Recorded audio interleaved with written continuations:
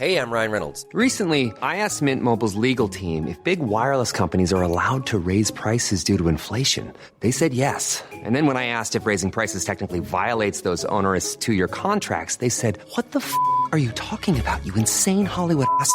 So to recap, we're cutting the price of Mint Unlimited from $30 a month to just $15 a month. Give it a try at mintmobile.com/switch. $45 upfront payment equivalent to $15 per month. New customers on first 3-month plan only. Taxes and fees extra. Speed slower above 40 gigabytes. See details. This episode is brought to you by Progressive Insurance. Do you ever find yourself playing the budgeting game? Well, with the Name Your Price tool from Progressive, you can find options that fit your budget and potentially lower your bills. Try it at Progressive.com. Progressive Casualty Insurance Company and Affiliates. Price and coverage match limited by state law. Not available in all states.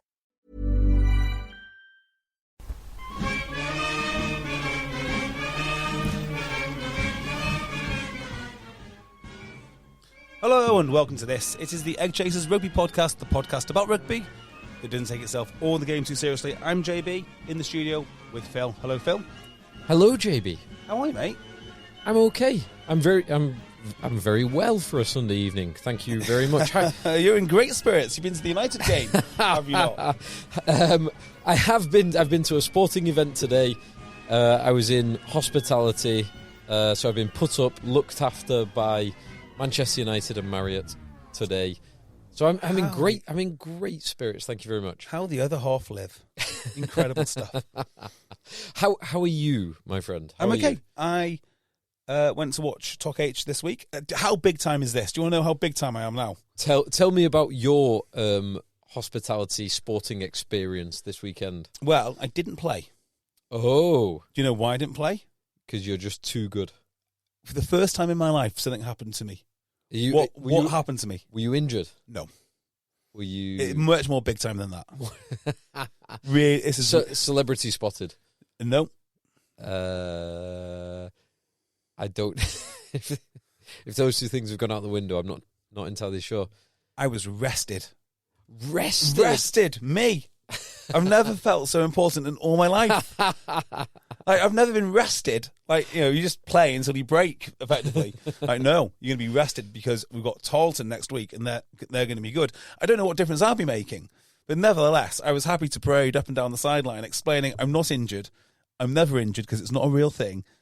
I'm rested. Well, now you have hit the big 4-0. Yeah. Earlier this year, you've got a few miles on the clock. You need to look after yourself. I'm fine. I've got less miles on the clock than I've ever had. Are you? I'm reading Matilda. Matilda car. Matilda. I'm reading Matilda with Thomas at the moment. Sorry. Oh, hold there. We have Tim Cocker. So, we'll tell you all about Tim when he joins us. Let's let Tim tell us all about Tim. Hello, Tim Cocker. Hello. There he is. Now, where are you, mate? Sorry, I'm just finishing a mouthful. Excuse me. By the way, he's in Amsterdam, eh? Not suspicious at all. Mouthful of what? I'm at an airport hotel in Amsterdam. Oh. My options today were, I had a few options. One, get on a very early plane, go to Edinburgh and watch Scotland, South Africa.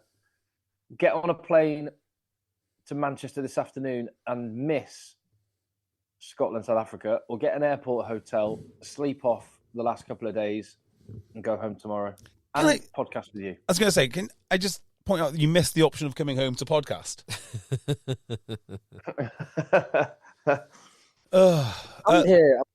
I'm here. Excellent. So you were away this weekend. It was an EggChasers tour that never was?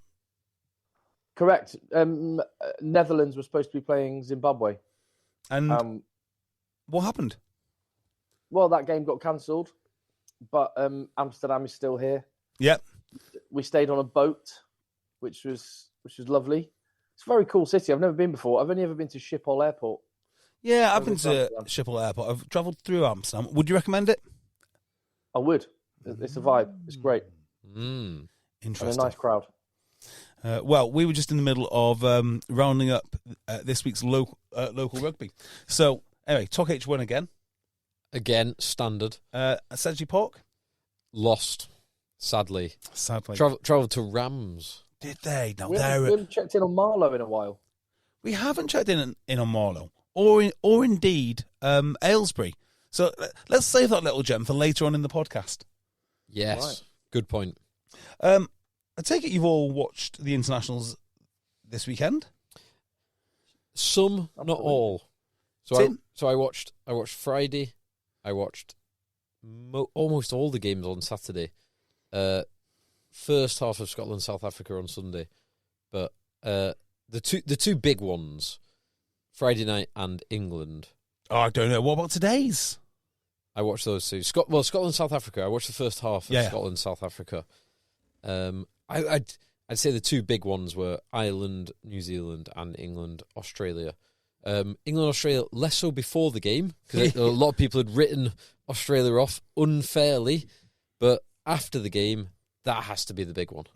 Now, before we talk about the actual games itself, this is going to be used, or people are going to speculate, that Northern Hemisphere rugby is on a rapid decline, and more so for England because of the standard of the Premiership. How say you, Tim Cocker? Yeah, I haven't got a lot of time for reactionary responses to small sample sizes. Mm-hmm. Yes, Ireland had an off night. It is peculiar for Ireland to be poor because they're usually quite good at this time of year. I mean, you can always use the excuse, oh, it's the first time they've played this season. They haven't played since the summer. It's been a few months. But I don't think that holds a lot of water. And historically, Ireland have actually done very well at this time of year. So I think it was a bit of an anomaly that they're poor. England should have won the game. Wales are a basket case, nothing new there. Scotland were really good. Yeah. No, So France were great, by the way. France They didn't were play great against the Southern Hemisphere, but France were good. Yeah, they saved the honour of all Northern Hemisphere rugby. Although Japan, also Northern Hemisphere, got absolutely hammered. So read into that what you will. Taken from one, giving to another, I guess. Yeah.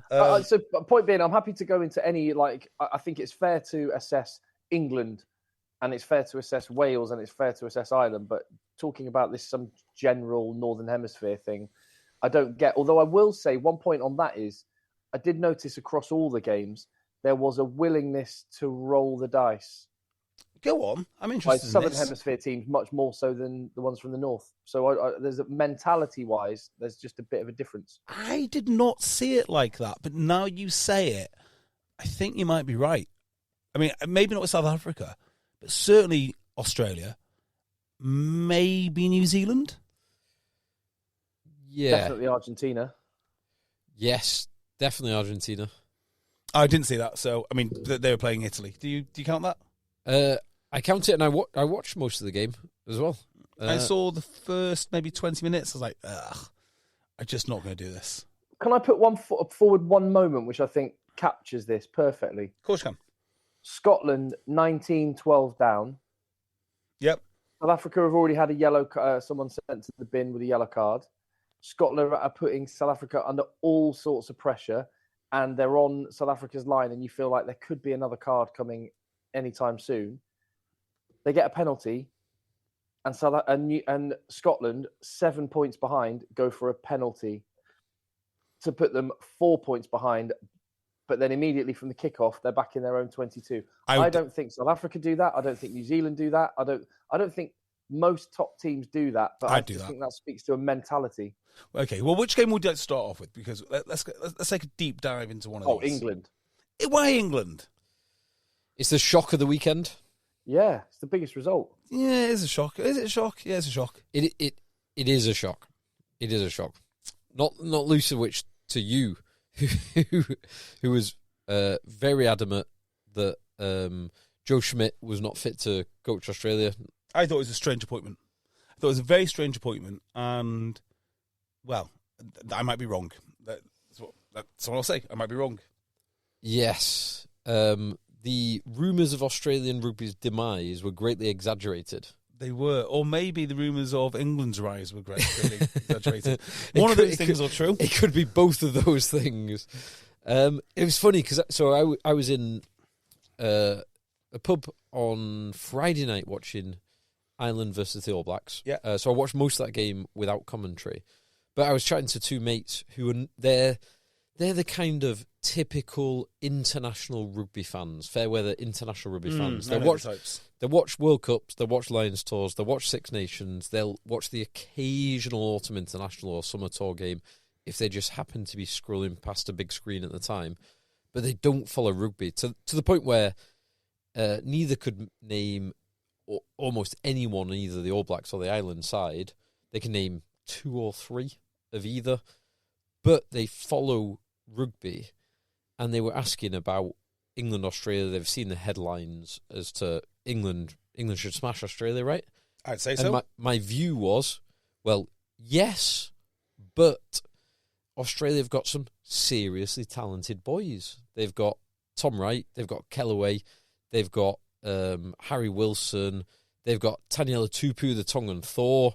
They've got some handy boys, not to forget Sui Ali, who I'd never seen other than a few highlights. Mm-hmm. No one's ever seen him play a professional game of rugby union because he hasn't played one. No, that's not his first game of rugby union, is it? It's his first professional game of rugby union. That's outrageous. So he is not. He played when he was a schoolboy. Yeah. Are you joking? Nope. He played age grade rugby union until he was 17, 18. And then I am absolutely astonished. I knew he was new, but I just assumed that he must have played like a handful of something like Waratahs or like Super Brothers Rugby. or somewhere. Nope. Wow. Nope. Wow. I just can't believe. Christ. I mean, I'm just trying to process this. That's incredible. Well, so my overarching point to my 2 compatriots was England should win. They're a team well put together. They've got huge experience right throughout the team. They've got talent all through. But Australia have got some seriously talented boys who can disrupt anyone when they get going.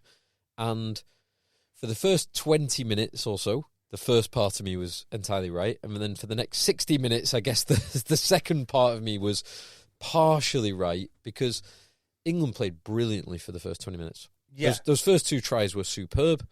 They looked awesome. Australia didn't have a sniff. And then as England calmed down, Australia really got back into it from a running game from a bit of everywhere and a physical game from a bit of everywhere. I watched this game 3 times. Watched it live for the enjoyment. I watched the small highlights package, and then I realised I still didn't really understand how this happened.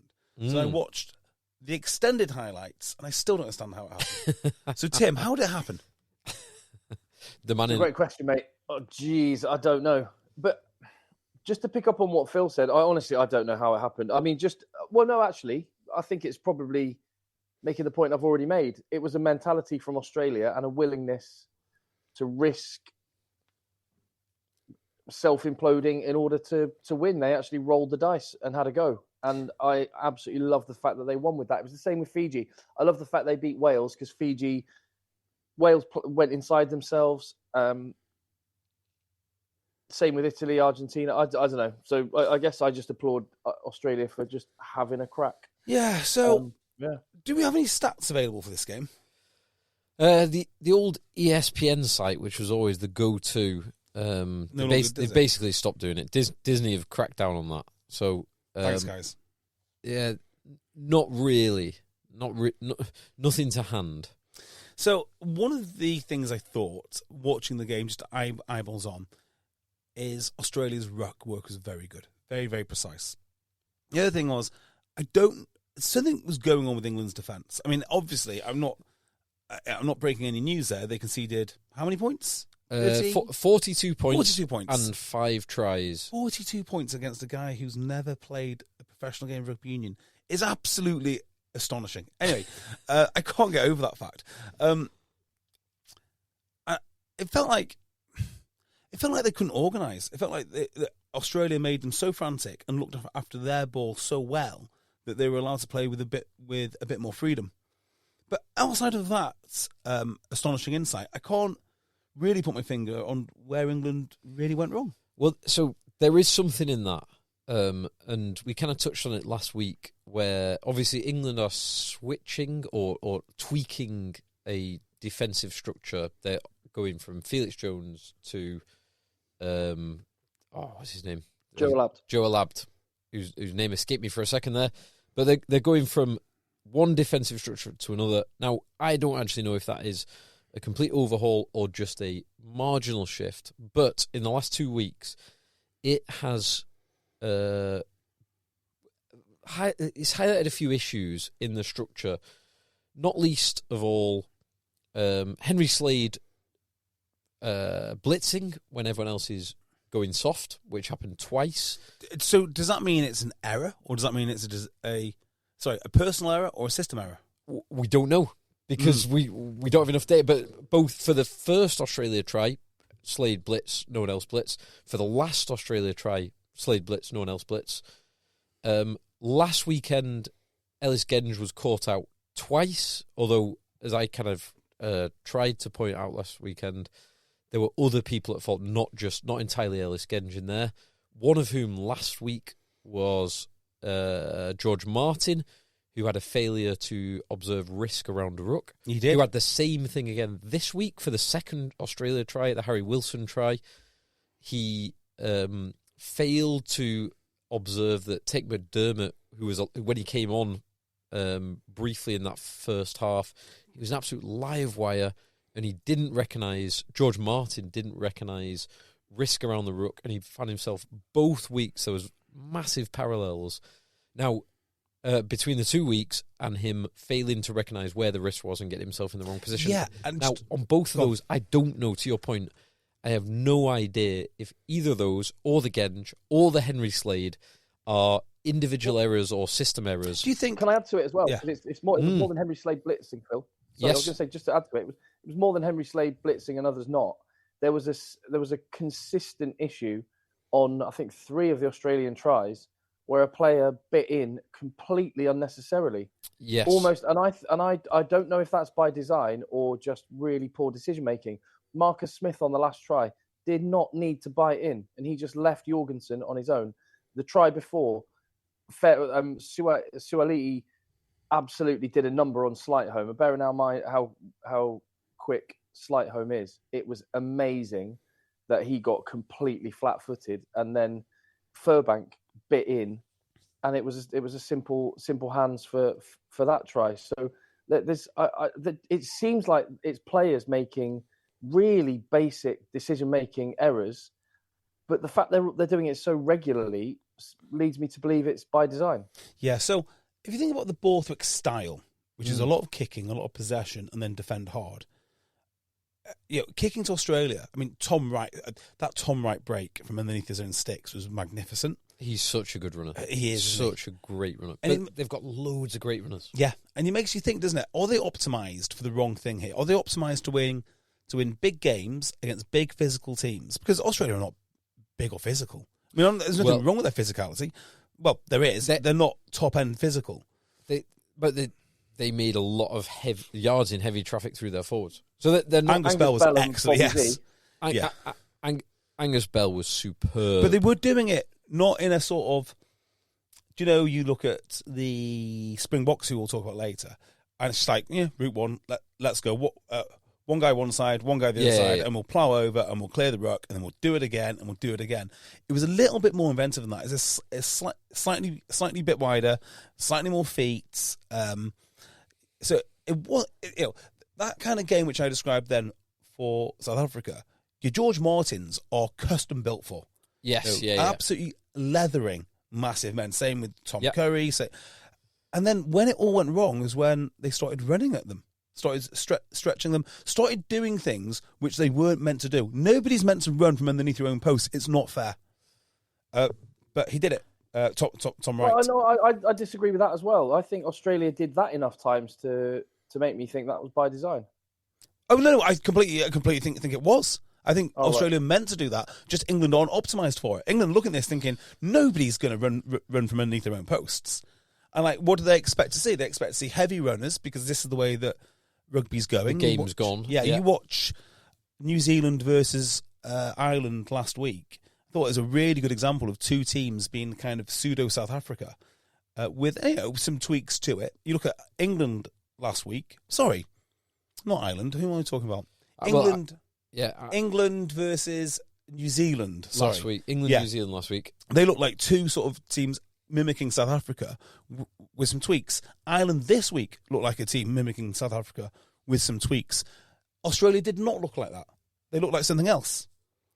They did look like something else, and there was some unorthodoxy in there. I thought they played brilliantly.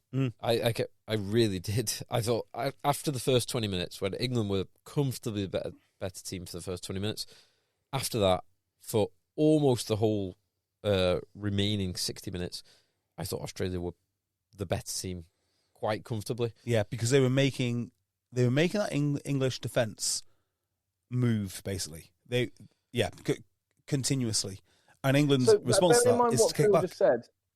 Bearing in mind what Phil just said, that he's absolutely right. England were brilliant for 20 minutes. They were. Comfortably the best team.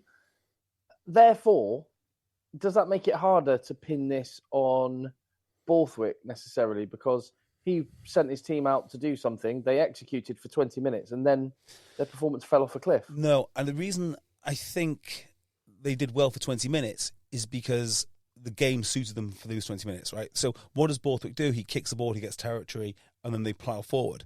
And that's where they got their 2 tries. We hadn't seen England defend in midfield. We hadn't seen them defend against the Australian running attack. We hadn't seen none of that. We just saw 2 scenarios, 2 samples of England in situations where they want to be.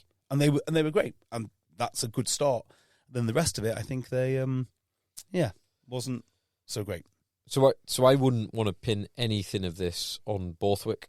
We are maybe getting to that point where enough bad results ultimately has to go on to someone, but I still think Borthwick's a great coach. He's done some great things. He will continue to do great things, but I just don't want to pin anything on Borthwick at the moment. And also, I think bits of the lineup look good. Look very good. Yeah. I think the style that he's playing will win more games than it loses. It's low risk, it's territory based, it's pressure based. It looks like an international game, and I think occasionally you're going to lose games like this Australia game. But if you do it again, I'm not sure that Australia still win it. Yeah, but with all that, massive credit to Australia because they really do. And like the point I guess I was making to my mates on Friday night, they've got some serious talent, and they managed to find a way to bring that talent into the game. So like Tom Wright and Kellaway and Suialu and Ikitau and Wilson, Fraser McWright and Valentini, who all had Wilson looked good as a captain, actually. Great games. And he was great. Taniela Tupu and Angus Bell, who was Angus Who Bell. knew? I didn't know this. I genuinely didn't know. And also, Angus Bell, in my head, I was getting him confused with James Slipper, who's about 35. Angus Bell's 24. Oh, is he? Yeah. He's a young buck. He's pushing 130 kilograms as a loose head prop. He's 6'4". He was an absolute menace in attack. That carry on Tom Curry. Yes. He skittled. I've not seen that for at least, I know it would have been like 8 years. That was a phenomenal carry. That was Tuipulotu did it to Andre Pollard today a couple of times. But that on Tom Curry, I've not seen Tom Curry being. Monster. I'm not sure if I've ever seen Tom Curry. Not since he was 12. I've not seen any Curry being either Curry being skittled like that. It was like some cartoon where he was rolling backwards. He was cartwheeling backwards at a rate of knots. Yeah, the other thing about England, which we've not discussed, is England have been criticised for not being a good attacking team. What do they get? 5 tries?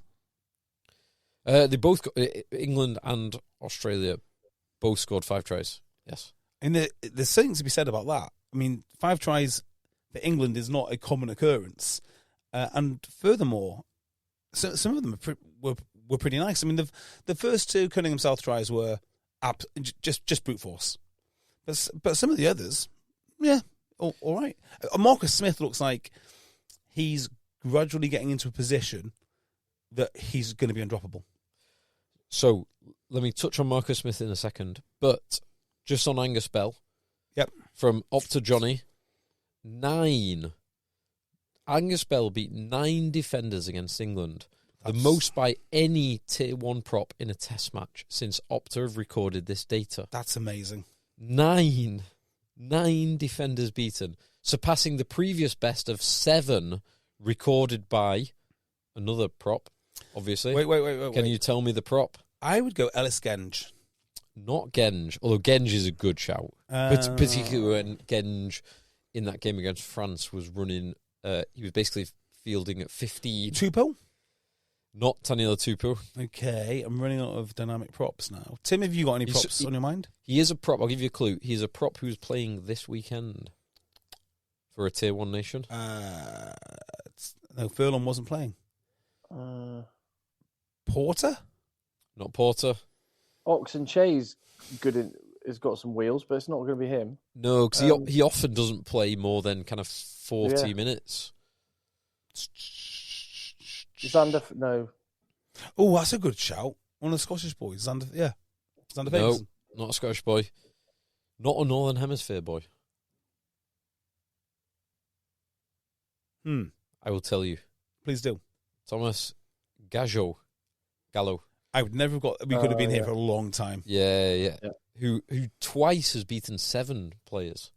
Good lord. That highlights how good and dynamic he is for a husky, shorter gentleman. Yes. What were you going to say about Marcus Smith, Phil?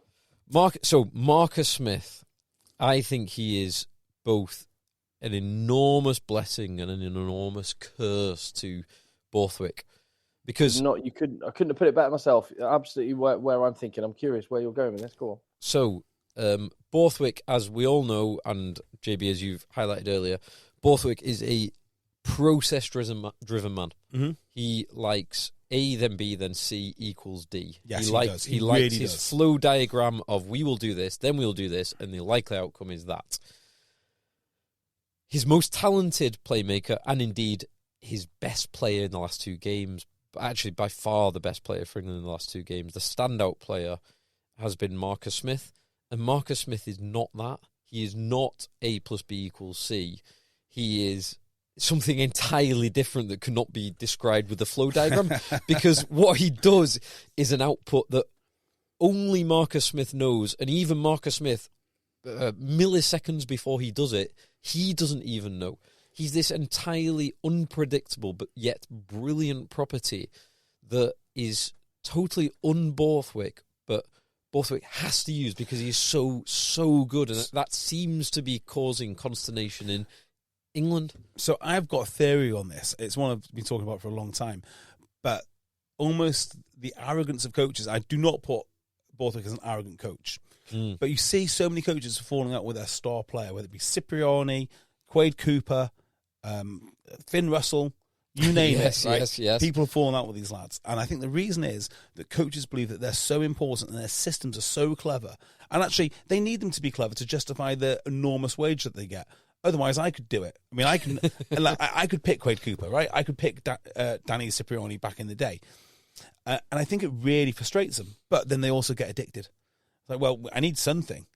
And I would say that... By the way, with the exception of Bowden Barrett, the New Zealanders seem to handle it pretty well. But I would say Marcus Smith actually is far more stable. He's much, in the words of the great leader Donald Trump, a lot more of a stable genius. Compared to Cipriani or Quade Cooper or Finn Russell. Now, why I like Marcus Smith in this Borthwick system is I always thought for Leicester, even when they had George Ford, what they lacked was creativity in that final third. So they get it, and then it'd still be A plus B plus C equals D. Now that's great to get you into the final third, but I always thought when they were there, they needed to be more precise. So they need to have some more creativity. If they can fuse those 2 things, I think it'll be dynamite. Mm-hmm. Yeah, I know what you're saying, but I think this comes back to, and this would probably be my theme of the whole weekend, is kind of mentality, because it's not just necessarily North and Southern Hemisphere. France, it's in the DNA and it's in the culture that someone sees something, players react to what the person with the ball does. They're not thinking in terms of their cog in a system. They can react much faster than English, Scottish Irish players. Wales used to have a bit of this in their DNA. I think they still do. And I think you need a coach that. I think Marcus Smith is very different and does that. And I'm kind of with Phil on this. I don't think Borthwick and Smith is going to work to its optimal level. Not saying it won't work at all, but it will not be optimized. And if Marcus Smith was playing for France, he would be a scrum half, absolutely dynamite. I think it could work. I think at the moment they've still got to work each other out. I'm not saying it won't work, but right now, they're just too. There's too much. It won't be optimum by its very nature. It won't be optimum. There's too much conflict at the moment. So, Second World War, right? When they were flying B-17s, the pilot would fly them to the target, and then the bombardier would fly them over the target. And this is how England need to think about it, which is Borthwick will get you near enough, and then Marcus Smith will then get you over the try line. So you get to sort of like, it'll be Borthwick ball up until 22, and now it's time for Marcus Smith. And that's how it will go. I honestly think it's not a problem. I think if they... I don't think this is England's biggest problem at the moment. Certainly not in this game. No, it's absolutely not. And I think there's a little bit of English exceptionalism going on with the reaction to this defeat to Australia. Because I look at it and I think, well, of course we might lose a game to Australia. We have awful props and no options in the centre. Like, what international team can win a game?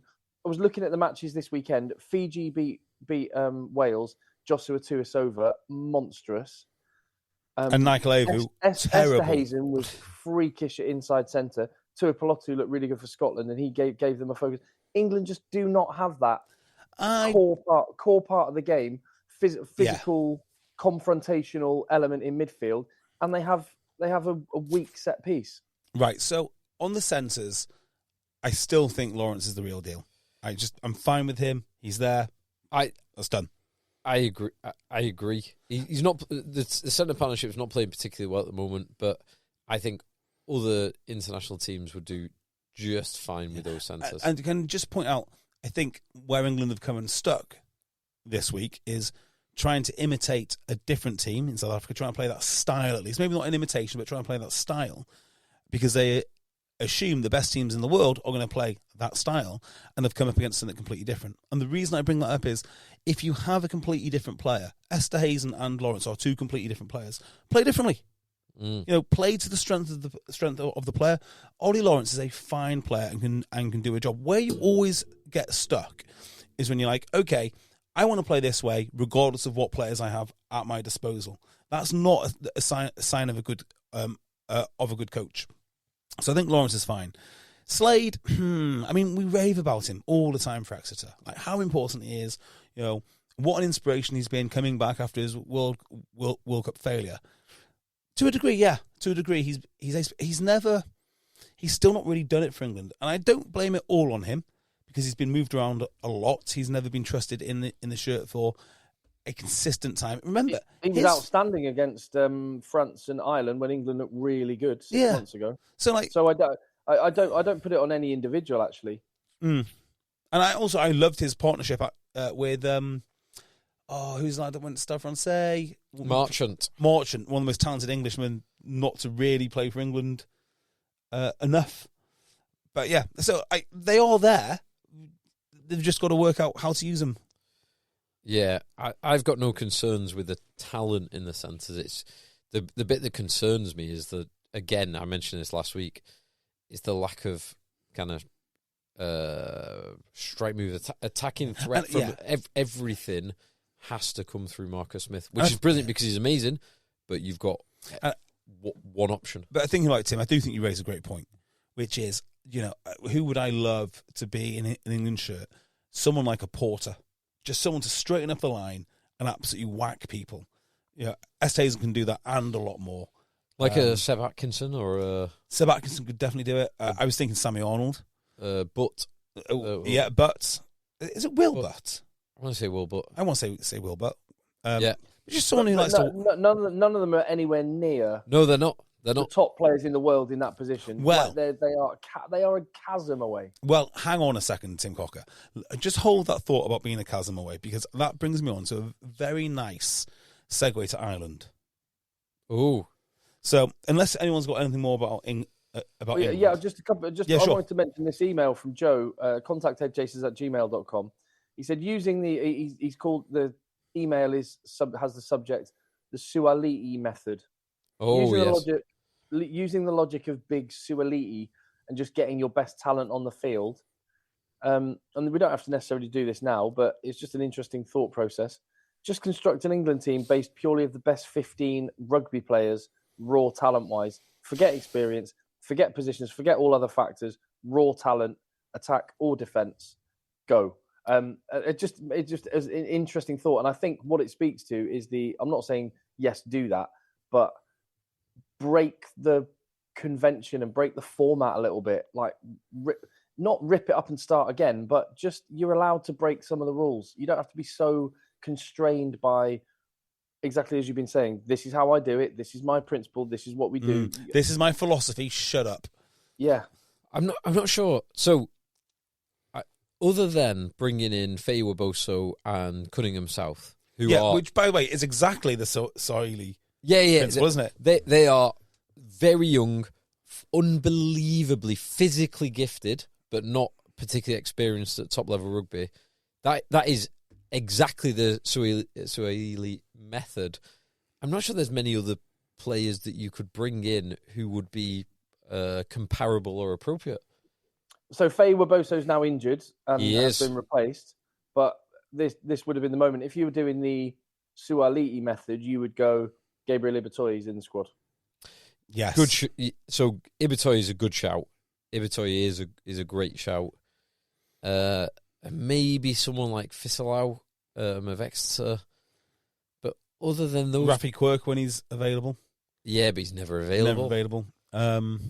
Other than those boys, There's not that many options, is there? Radwan no. back in the day. And this, Maybe not now.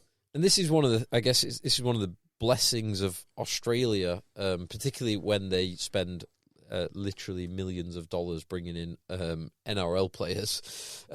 They have some phenomenally talented athletes at their disposal. This is the blessing of having few players. So you just said like a chasm team. Actually, just before we move this on, there was a question I had about the England bench. Anyone got any idea why Dombrandt's there? Like, genuinely, any idea why he's there? So I like Dombrand. I like him. I like him all round.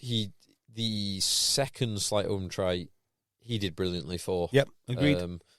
The reason I say that is because he came on for Tom Curry, did he? He did, because Tom Curry got himself knocked out. Right. I do not understand, if you've got Dombrandt on the bench, why Dombrandt does not play at 8 and Earl goes to the flank. So they did that first. That's what he did. They didn't. Because I was watching, I was like, why is Dombrandt not at 8? So for the attacking scrums, Dombrandt was Attacking scrums, he was definitely packing down at 8. Really? So the way I looked at it, because I didn't see that, I only saw Dombrandt at 6 and Earl at 8. I was thinking, like, well, if that is your plan, right? If you're not going to replace, if you're not going to replace Earl directly, right, and put him to 8, why not take someone more useful than Dombrandt in, say, the line out or the tackle or the breakdown, which seems more reasonable to me to have cover for somebody like Tom Curry with, I don't know, one of the multitude of amazing back rows England have. Yeah. Rather than Dombrandt. Another Curry or Underhill or someone Ted else Hill. like that. Well, Ted Hill is now Injured. in the squad. Oh, right. He's Because been called again. He's been called back up to the squad for Tom Curry. I think Hill would have made... Well, there again. Look, Dombrandt didn't do badly. It's just the point of how he was used. But if he was at 8 on attacking scrums, maybe I've missed something there. I'm going to say a controversial thing. Everyone's going to not like me for this one. I think Chandler Cunningham South is a bench Well, guy. It depends. You'd be missing two. You'd be missing 2 tries if he was. Yeah, but Australia probably wouldn't have scored 2 tries as well. So he was a defensive liability in that match. He was brilliant going forward, but I'm just not sure about him playing 70 minutes of a rugby match. So this is where, back to, I think, JB, your point of how is your opposition going to play? and I kind of don't like lining yourself up to just play the opposition. But George Martin and Cunningham South are absolute sledgehammers. They are route one, direct, physicality in defence and attack, but they are just pure short-range physicality. They are absolutely perfect to try and take on the All Blacks, for example. The Springboks, for example.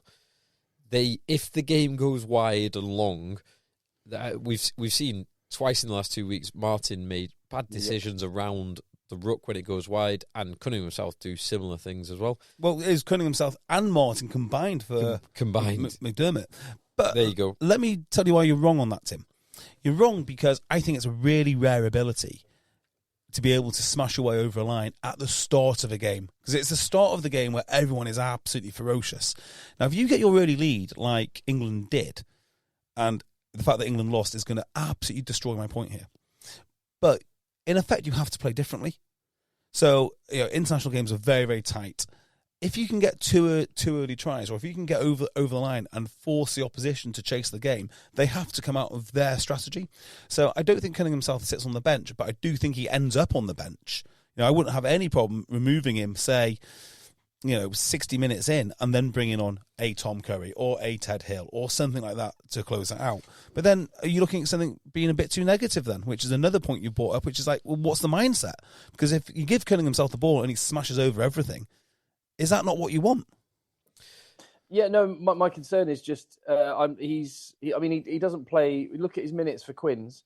He doesn't play more than 50 minutes most games. And I as that game wore on, to Phil's point, and it's not picking on him. His upside and the things he does well are amazing. Yeah, they're absolutely brilliant.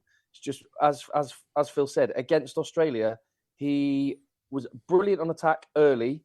As the game went on, he became less effective on the attacking side of things, and he got shredded in defence. And it maybe had the Tom Curry injury not have happened, we might have seen a slightly different thing, because I think Don Brandt is the perfect man to bring on for Cunningham South.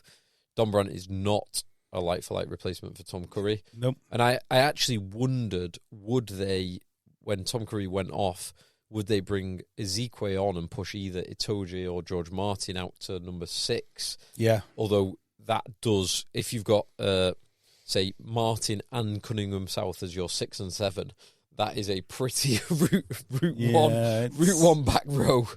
And it'd work beautifully against certain teams. It would be against the Springboks. And if you had the ball as well, if you keep the ball, they'll work fine.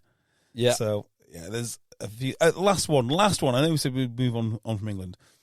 We did have an email in. I don't know who sent the email because I haven't written it down. But is this just a sign that the Premiership is too soft? I say no, but I'd like to hear your points of view. I also think no, but I definitely don't think it's the Premiership being too soft. I don't quite know what it is, because something is going wrong where England just keep losing games by 1 or 2 points. Yeah. They just keep doing it over and over and over again. But I definitely don't think the contributing factor is the Premiership being too soft. I'm not saying the Premiership is too soft, but they would definitely benefit from some wider ranging experience. I think it's more the fact that they've got a narrow pool of experience rather than where that pool is being too soft.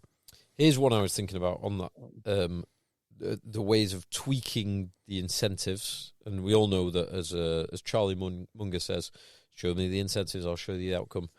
I was thinking this morning when I rewatched the game this morning, I was thinking that last 2 minutes, that last 1 minute, the last 30 seconds, if England were not on a flat 20 grand a game, if they were on 5 grand a game and a 15 grand a game win bonus, or a 25 grand, like a massive win bonus, 30 grand, 5 grand a game, 10 grand a game, and a 30 grand a game win bonus, Australia don't score that try. And England and the RFU.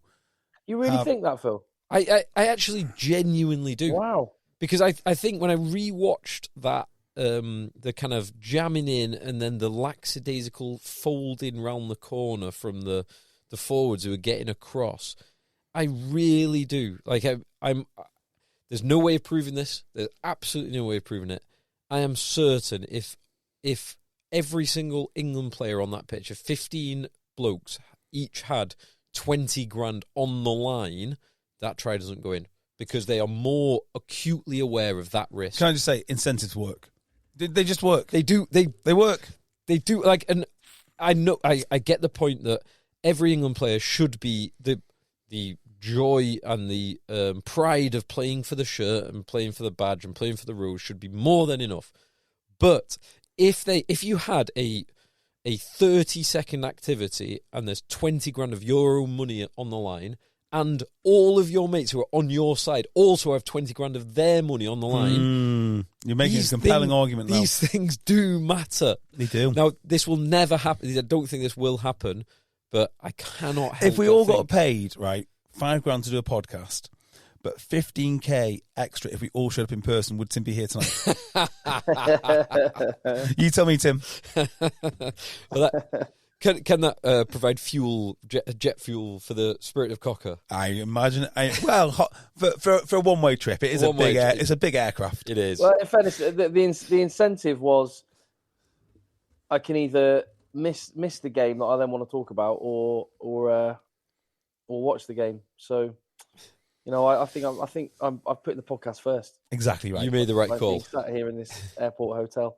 Just on the Premiership, quickly, it's worth pointing out that Australia's players playing Super Rugby, which now no longer has South African teams, and they seem to have done all right. I think, and again, just when I look at the weekend as a whole,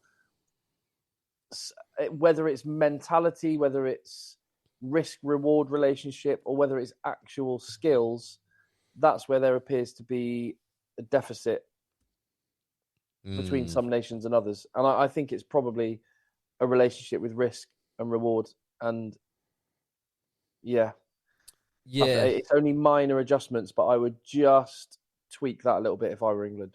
I guess that risk-reward dial and incentive, that it does kind of play into my point as well. Also, the RFU would have a lot of extra cash this weekend. Well, they would if they paid 10 grand a game and a 20 grand win bonus. They wouldn't have been paying many win bonuses over the last 12 months. No, they'd have enough money to sack their coach. Yeah. I like that incentive as well, because they probably make that money back in the bar in an hour after the match. Oh, they would. Do you know what I love? Right, let's take this principle even further. Right, it always costs them 20 grand a game. Right, 5 grand to the players, 15k win bonus, but the win bonus goes into a coach removal fund. So as soon as it hits a certain level, everyone knows that they're on notice. And then, but then obviously it might create a negative incentive for the players if they don't like the coach. Lose. Yeah. But then they've got to weigh it up between get rid of do I hate the coach enough that I'm willing to sacrifice 20 grand in my back pocket to fill up the fund? And also, if you were the coach, you'd go like, hold on, you went to Eton and your parents are multi-millionaires. Yeah, you might not need the money. So he's only going to get hard northern working class lads. Yeah, to play. Probably, bench options from Newcastle. So you could also fill up the coffers by after the win, after the victory, you rebadge all the champagne in the HQ. Instead of being £100 a bottle, it's £200 a bottle, and you badge it as victory champagne. Love it. You pay a premium to pay the players because you're buying victory champagne. Yeah, I mean, I'm a huge fan. I'm a huge fan of all these mechanisms. I was pitching my idea to the players about how I do the Lancashire Cup. So do you remember my idea about the Lancashire Cup? Remind me. This is such a good idea, and the more I mention this to players, the more they listen to me skeptically and go, "What are you talking about, you idiot?" Right? And then the more I talk about it, they go, "This is brilliant." So, the problem with the Lancashire Cup is that a lot of the senior teams never show up. So you might play, for instance, I'm not saying this is the case, but you might be lucky enough to play Preston. So we were really lucky enough one year to play Rosendale, and we played Rosendale, and they put out quite a good team, not their strongest team, but quite a good team, and it was a privilege to play them because they are level 5 and we are level 7 or level 8 at the time, something like that, right? Mm-hmm. It was awesome. But there have been stories in the past of like, I don't know. I don't know if it's Blackburn. I'm just going to say Blackburn showing up with a team which just isn't up to strength because you do not get any money from your club. You don't get paid to play the Lancashire Cup. It's a privilege. Yeah. So, if you're on a contract, you don't get the money. I don't know if it's all clubs, but that's the rumour. And also, we're struggling for participation. And as I mentioned last week in my Broughton Park game, in the summary of that, like, rivalries matter, and when things matter, people want more of it. So, here's what we do. Pre-season, everybody registers for the Lancashire Cup. The teams that are in it register, and then they throw it to the players and say, every player that wants to be registered for the Lancashire Cup, it's going to cost you 15 quid. There's 15 quid per player, and you can have a squad, maybe... Yeah, it's squad of 30. Whoever you want. 30, yeah. Whoever you want, right? And they've all got their 15 quids in. So how big would the Lancashire Cup be? 16 teams? 32 teams? Yeah, but it's certainly at least 20 teams. So 20 times 30 times 15. Big numbers. Big numbers, right? Don't ask me what it is. And that is the prize fund that we pay, that we play for. And at the very end game, maybe it's, 15% of that prize fund is set aside to host the event. So actually, and also the clubs can pitch for it too. So I think the Lancashire Cup final shouldn't just be like, oh, we'll just give it to Lee, or we'll just give it to someone who wants it. I mean, nothing wrong with Lee. Lee's a great venue, but they should pitch for it. Like, this is a proper event, because it will be a proper event because all the teams have paid, right? The players are not going to miss it because they've got their own money on the line. To your point, Phil, about the five grand and 15 grand. And imagine the excitement if you got to the semi-finals. I mean, like, crikey, we could earn, how much could they earn? £9,000. It's one hell of a prize fund. It's a big old booze. It's a big old booze. It's a one-off for that team, split between everybody who paid their membership to join that squad. How cool does that sound? Does that not sound like an amazing idea? That is a great way of doing it. Love it. Yeah, so I'm going to be going to Lancashire meetings now for Talk H. That's actually a thing which I'll be doing. And if I can't get the Lancashire Cup off the ground, I'll be heartbroken. But that is such a good idea. It certainly is. Tim Cocker, now that we've done to death England versus Australia and all the surroundings. Final word on that should just be, what an amazing game. Like, negativity in England about the England team. I don't subscribe to a lot of it. I was disappointed with the result, but what a fan game of rugby. Probably the best game of rugby since the Rugby World Cup. So that was awesome. I agree with that. It's hard to disagree when there are 79 points, a point a minute almost scored. The last 10 minutes was dynamite, or 15 minutes was dynamite. I can't remember, but like, it was amazing when the tries just started raining in, and the end was incredible. Seeing those Australian lads celebrate, like, I felt a bit special. That it did, and as much as I hated it, as a proud Englishman and someone who genuinely always wants England to win, I did quite enjoy seeing that last try. Yeah. I must admit, because if nothing else, for the fact that there's been some overly negative headlines and sound bites over the last few months about Australian rugby and the position that it's in, but for Australia to demonstrate they do genuinely have some firepower less than a year out, 6 months or so out from a Lions tour, is very good to see for anyone who likes rugby. And the bar I was in the Netherlands, it even got some Dutch folk into it. They were loving the last 10 minutes. It was really cool. Great spectacle. So Tim, where would you like to go next? What other games have caught your eye this weekend?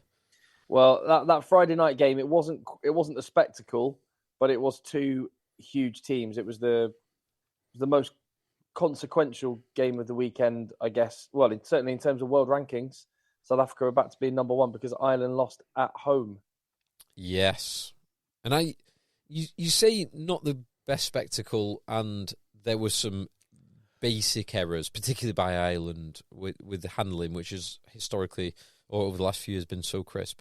I still love this as a spectacle because it meant so much to both teams. There was huge physicality. There was some brilliant moments in both attack and defence from both teams. like the Jordan try, the Jameson Gibson Park covering tackle on Damien McKenzie. Some of the offloading, some of the physicality was genuinely superb from both teams, even though there were errors on both sides as well. So I loved it as a spectacle. The crowd seemed really quiet, and there were lots of errors. But it didn't feel. I don't know whether maybe it was the television, the sound, or something. Just didn't feel like it had the same edge.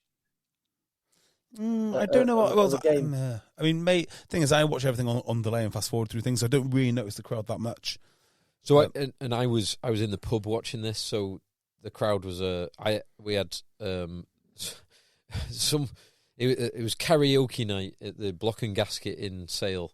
So what a weekend you've had, eh? Incredible weekend. Who did you Block and Gasket with? A couple of mates of mine, Right. Baz and Grant. It was a good fun night, but unfortunately I was drawn up. There's one of the boys doing karaoke. Just he must have been a massive Take That fan.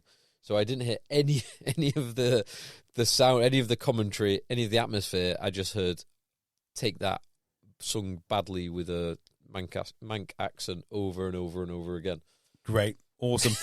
But I watched all of the game in great, and somehow I guess I was like someone who's deaf. My other senses were heightened by the fact that I couldn't hear any of the sound of the game, so I enjoyed it even more. So the Irish bar I was in, I think it might have just been some poor Irish folk, not at the usual high standard of Irish fans, because they had the table right in front of this giant screen, and they just chatted the whole game, barely watched it, which was a bit annoying. It's annoying. But no, I'll tell you what, Ireland, I reckon Johnny Sexton played his part in Ireland's defeat by getting Rico Ioane and his teammates properly up for it. And the fact that Rico put a comment on Instagram after the game, put that in your book. The morning after indicated that there was a bit of edge for New Zealand for that one. And also Ireland only played the first half of New Zealand's national anthem. They do it twice, once in Maori, once in English. They just played it the once. And in Maori or English? Went to start singing the anthem, and the music stopped, and they started the Irish one. Do your anthem in one language. I mean, you don't get to do it twice. I'm sorry. Choose what you want. Sing it. Ryan Reynolds here from Mint Mobile. With the price of just about everything going up during inflation, we thought we'd bring our prices down. So to help us, we brought in a reverse auctioneer, which is apparently a thing.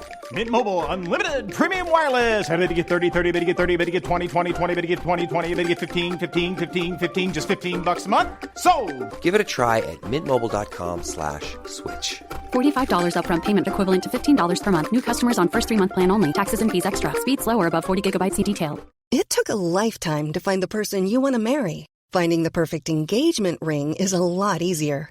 At BlueNile.com, you can find or design the ring you've always dreamed of, with help from Blue Nile's jewelry experts, who are on hand 24/7 to answer questions, and the ease and convenience of shopping online. For a limited time, get $50 off your purchase of $500 or more with code LISTEN at BlueNile.com. That's $50 off with code LISTEN at BlueNile.com.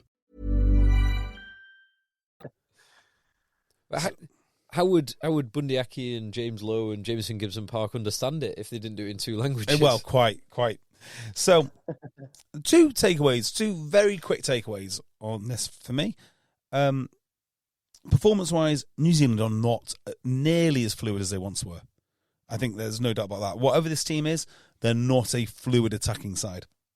Number two, I think Ireland spent a lot of effort and expended a lot of energy on the wrong things, on being negative rather than trying to win the game. And in particular, I'm thinking about the breakdown. I mean, they seem to focus on the breakdown so much on, I won't say cheating, but being, gamesmanship around the breakdown. And I think it's at the detriment to the rest of their game. Well, the penalty count. So last weekend, New Zealand won against England despite being massively on the wrong side of the penalty count. This week, they won being massively on the right side of the penalty count because of penalties around the breakdown given away by Yeah. Ireland. But I mean, the penalties they gave away were sort of jackling at the wrong time, not releasing, that kind of thing. You watch Ireland in defence, and how can I say this? I just think they're focusing so much on one aspect of the game, other bits are going awry. So they go into a breakdown defensively. They'll compete when they're on their knees. They'll sort of come in slightly on the side and drive over. They will fall on the wrong side. I mean, this is kind of, in a way, good play. This is kind of what you want to do. You want to slow down breakdowns. It's good if you get away with it. Yeah. It's not good. So the difference between the two teams, it was 1 try each. It was 1 conversion to Ireland, no conversions to New Zealand. It was 2 penalties to Ireland, but 6 kicked penalties to New Zealand. Yeah. And the difference was the penalties. So Ireland did very well to limit New Zealand to just 1 try, but they conceded far too many penalties. Do you not think Ireland's scramble defence was awesome. They just had dick fingers with the ball, so they couldn't. Like New Zealand had 60% possession, and Ireland are a possession-based team that and are very comfortable going through phases. They hardly ever did, and that's why they. It was very bitty. This one. Very bitty. And you look at how both teams are playing, they were not open for expansive rugby. This is exactly what I mean by how is the absolute top end of the game going. You can't afford to run in ones. They run in tight pods of 3. Occasionally they'll pull it out the back. But the reason for tight pods of 3 is not because it gives you options, not because it gives you bamboozle defenders. It's to get attacking ruckers there. Clear out, yeah. Yeah, that's the only thing they're interested in. Clear out, kick. Clear out, kick. Which just shows you how ferocious modern day defences are. And actually, just to circle back to the last game we did, why doing something completely different like Australia did worked pretty well, because this is what everyone's optimised to stop. Just jumping to Ireland, I thought Ireland's sort of attack what clearly wasn't as fluid as it normally is, but Australia's shapes looked very Ireland circa Joe Schmidt. And Mike Catt, it's worth pointing out, is not Ireland's attack coach anymore. They don't seem quite as fluent, and the shapes aren't quite as cohesive. Everyone seemed to have that hive mind in attack, where they're running all those different angles, and Sexton or whoever it would be was always just picking the right pass at the right time. They don't seem to have the same level of deception. And to your point, it's a bit more of a blunt instrument. I mean, on Ireland, they still had some superb performances across their team. I thought Aki again was superb. Gibson Park. The 3 Kiwis were ace. Yes, and Porter, I thought Porter is such a good player. There's multiple times where he was like the first one down, chasing big kicks or covering across at the back. He's scrumming superb. He's just such a machine. For someone particularly when he's against like that New Zealand front row of Lomax and Williams are absolutely enormous, and he's not the biggest front row, but he's so strong and he's so fit. Do you know the one that I really liked this weekend was Finlay Bealham? Bealham played well, particularly because he came off like, thank God that's over. Yeah, get back on, son. He looked absolutely gassed when he had to come back on and play. Oh, he did, but like I just admire it. He still performed. He still did a very good job, because O'Toole is a good player. It was a bloody tough thing to see that, where he gets knocked out innocuously 1 minute or 2 minutes after coming on. So, does anyone read David Walsh in the Times, the sports writer? Infrequently, I would say. I would recommend be less frequent. Even less than infrequent. Yeah, I would say less than that. I have not been impressed by anything he's written about any sport in God knows how long. But he's written about Ireland today. And I read it, it's like, this is a classic example of knowing a little bit of knowledge being very dangerous for somebody. And, one of the things he laments is, the lack of backups for Ireland.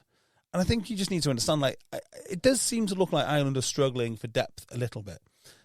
But their systems are correct. And actually, what have we learnt about particularly smaller countries? When you hang on to, and golden generations, so-called golden generations. I mean, he refers to this Ireland team as a golden generation. But didn't they just take over from the last golden generation? Like, it doesn't matter, right? When when there's a vacancy, and small countries are much better at this than, say, England, you will naturally find stars. Like, you will naturally find your next tired prop. Someone will get enough game time, and it will be absolutely fine. But he's lamenting like the end of Ireland. You know, this is a bit more serious. It's just a classic example of people not knowing what they're talking about. Look at what happened with Sexton. They held on to him till the bitter end, and it didn't work out because he didn't win. But even worse than that, he stopped the development of other fly halves. If you'd have given another fly half 7 years in the shirt continuously starting, they would have been absolutely fine. I think Ireland will. I don't think anyone should read into this. They would have been fine, but they wouldn't have been as good as Johnny Sexton. I disagree. People, graveyards. So you would have got rid of Johnny Sexton 7 years ago, and whoever took his place would have been just as good. I would not tolerate a player that cannot play full time in international and domestic. No, I wouldn't. I think once your body is giving up, and you've got to say, right, we can only use you on the international scene and twice a year for your club, you've got to go. You know, it's a full time sport. So you hold on to that guy. Right, you've got another guy developing in Leinster, but you've got so much money invested in him. He has to play the internationals. I just don't think it's a healthy way. I would 100% get rid, 100%. This is why people go to France. You know, you get to the end of your career being a top end rugby player, being able to do both international and domestic, and when you can no longer do it, go to France. Just do domestic, because the alternative is your nation has to fund you. And everyone to back you up. I just think it's a complete waste of time, a complete waste of funds.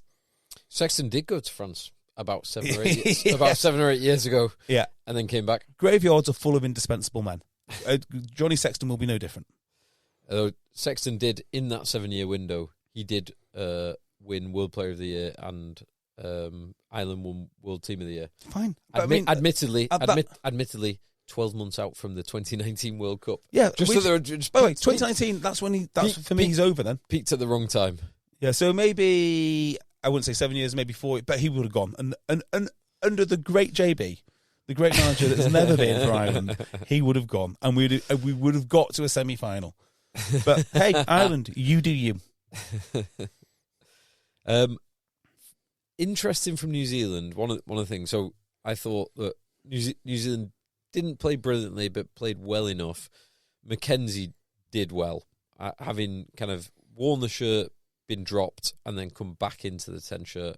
I thought he did very well. He kicked very well, and all round did very well.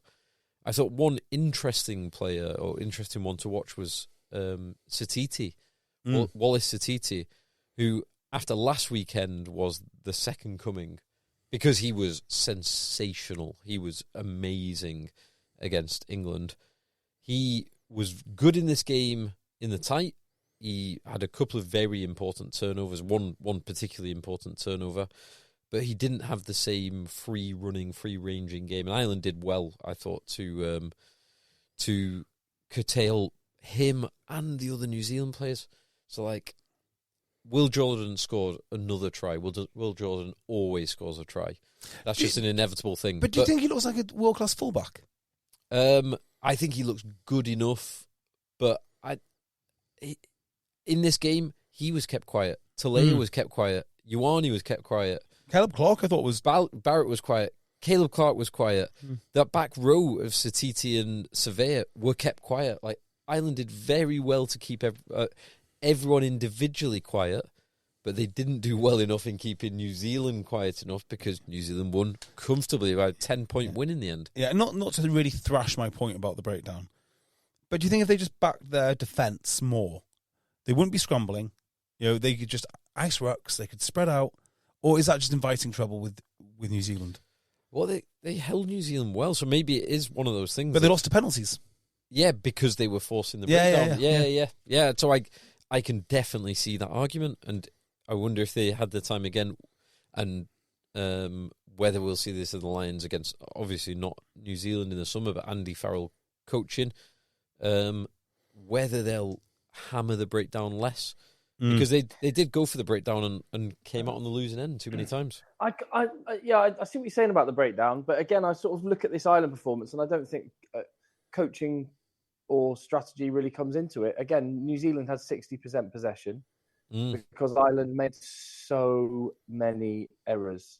The errors. Which But individual skill errors meant that Ireland couldn't apply any sort of pressure, and the pressure valve for New Zealand was released all the time. And I think that was basically the story of the game. One element I did want to touch on, though, because it happened in this game a couple of times, but it's one that's happened a lot over the weekend. What do you think of the kick chase law tweak? It's obviously been over-refereed.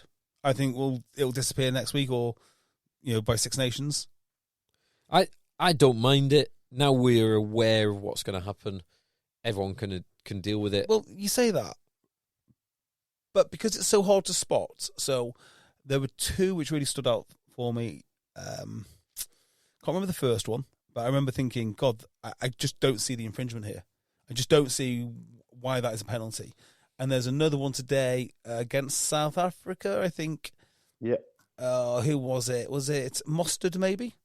And I looked at that 2 or 3 times. I was like, what is the referee seeing here? Mustard got pushed by someone, right? And it went against Mustard, who's not looking over his shoulder, not changing his line. I think that's so hard to spot in the cut and thrust of a game, and it's so innocuous that this rule will disappear. I think it will disappear. Yeah. I hope you're right, because I've got 2 thoughts. We always talk about the unintended consequences when World Rugby love to change their laws, which they do with increasing regularity. But the 2 things I can see happening if they don't back off quickly, is there's going to be way more box kicking because there's opportunities to win penalties. Number 1. And number 2, the incentive is there for players to just run into the back of a defender. Yes. Yeah. Both. I think both of those things are definitely true. And I don't think it will continue at the rate that we've seen it. I think it's been heavily enforced because they're enforcing it for whatever reason. But I can't see it going long term at this level.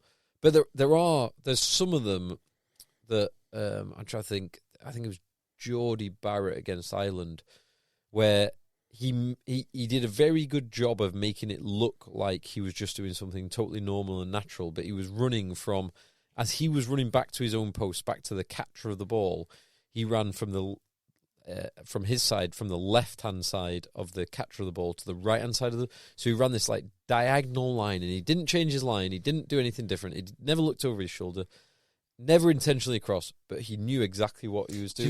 He was getting in the way of the potential tackler. It's funny you mention this, because in training this week on Tuesday, we were playing games with kick chase. So 3 phases, kick, chase. And part of it was to coach a kick chase, but part of it was to coach the cheating of stopping a kick chase. And it's bloody hard to do, It's really hard to get the lads to run towards... we were trying to figure out, what do we do? So run towards the catcher, but what position do you step? You've got to run diagonally. So you've got to start on one side and run to the other side. Yeah. But also, there's another way to do it. So you run sort of backwards, but you've got to intersect with the catcher coming your way to make a channel for him. And this is really hard. I've never considered, how do you coach this? Because, of course, amateur rugby, you're never thinking about that. Oh, you're thinking about defence or attack or line up something basic. Or just getting the boys to catch the ball. Just basic catch and pass. And we're like, okay, so can we... So first of all, do you stop them at the line? So say if there's a little kick, say if there's a box kick, is it more effective to turn your back and try and stop the chasers at sort of like what you'd see the gain line, do you know where the ruck is? Is it best to do it there? Or is it best to run, escort run them? So you're running alongside them at the same pace, but sort of in their way. Is that better? But you can't change your line. You can't be running across them. You can't have this weird left to right angle. Yeah, so does that mean that you run towards your own? I just have no idea how. I've never considered it. I don't know how the pros do it. I don't know what they're thinking about. But I bet there's so many dark arts and little tricks behind it. Well, the one upside of this, I agree, Tim, with everything that you said before. The one slight upside of this is, if there really is a crackdown on people blocking to prevent the defenders charging on, and I think we've seen this a tiny bit already, but we might see more of it, there are going to be some monumentally massive smashes of fullbacks, back three, who take the ball and are just immediately levelled by 2 or 3 bodies and absolutely flattened. Yeah. Which that in itself might change the game a little bit, because you can't afford to have, say, Furbank in the back three or Slightholme in the back three. You have to have... Well, you've got to have Cunningham South or George Martin or Ep7. Yeah, exactly. He's the only man that can tolerate this kind of... Dan Cole playing at 15. Yeah, because they're going to get absolutely leveled. Again and again and again. So I am kind of interested to see how that plays out. Yeah, because even getting in the air isn't going to protect you, because the second... Oh, no. Get that grass. Getting in the air is, if anything, it doesn't protect you. No, and the more contestable the ball, the worse it gets. Yes. So they've got to be careful with this law change. I think it's going to disappear. I think it's massively going to disappear. I do think it's not been fully thought through. No. But it is World Rugby, so does it surprise you? There you go. No, quite. Exactly. We also had 20-minute red cards. We did. Which was at the start, I was like, oh, God. Radranda obviously got a card because... red card. Radranda, a red card. So a friend of mine came around to watch the game. The Wales-Fiji game. Yes, my friend Jack from CrossFit, who is a rugby enthusiast, but, a casual fan rather than anything else. Is he a Wales fan or a Fiji fan? He was just... today he's a rugby fan. Rugby fan, yeah. And as I was bemoaning, why do people keep telling me Radranda is a world-class talent? He's a world-class athlete. He's not a world-class talent. And as I said before the game, he'll let somebody down today. Boom, red card. I was like, look at that. I knew it. And everyone thinks he's brilliant. He cost Fiji. Was it the game against Wales when he knocked it on? He just needs to catch the ball and run in. A talent of a generation, apparently. Just fucking knocked it on. Not interested. Incredible player. I actually thought, I don't see why his was red and the other one was yellow. Rafael. Yeah, I thought his was red. I didn't see Rafael, so I can't comment on that. I didn't see it properly. But I just felt like, knowing the process and whatnot, high degree of danger. What I didn't understand was the Scotland red. I thought there was mitigation. Cam Winnett was bent at the waist. Right, okay. Yeah. So I would have thought that might have been mitigation. But anyway, as it happened, it only cost Fiji an extra 10 minutes, and they got a player back, which was a test case for the 20-minute red card, which we also saw in the Scotland game. I like Scott it. Cumming, which was the most ridiculous red card I've seen in forever. I still can't work out what the infringement was. I cannot believe that was a red card. Landed on a lower limb? Where does it say that? Well, there was It was a reaction to Bongi and Banambi in the World Cup final. Yeah, there was a tweak. I can't even remember what it is, but there was a tweak around or reinforcement of existing laws around not targeting lower limbs. But he didn't target a lower limb.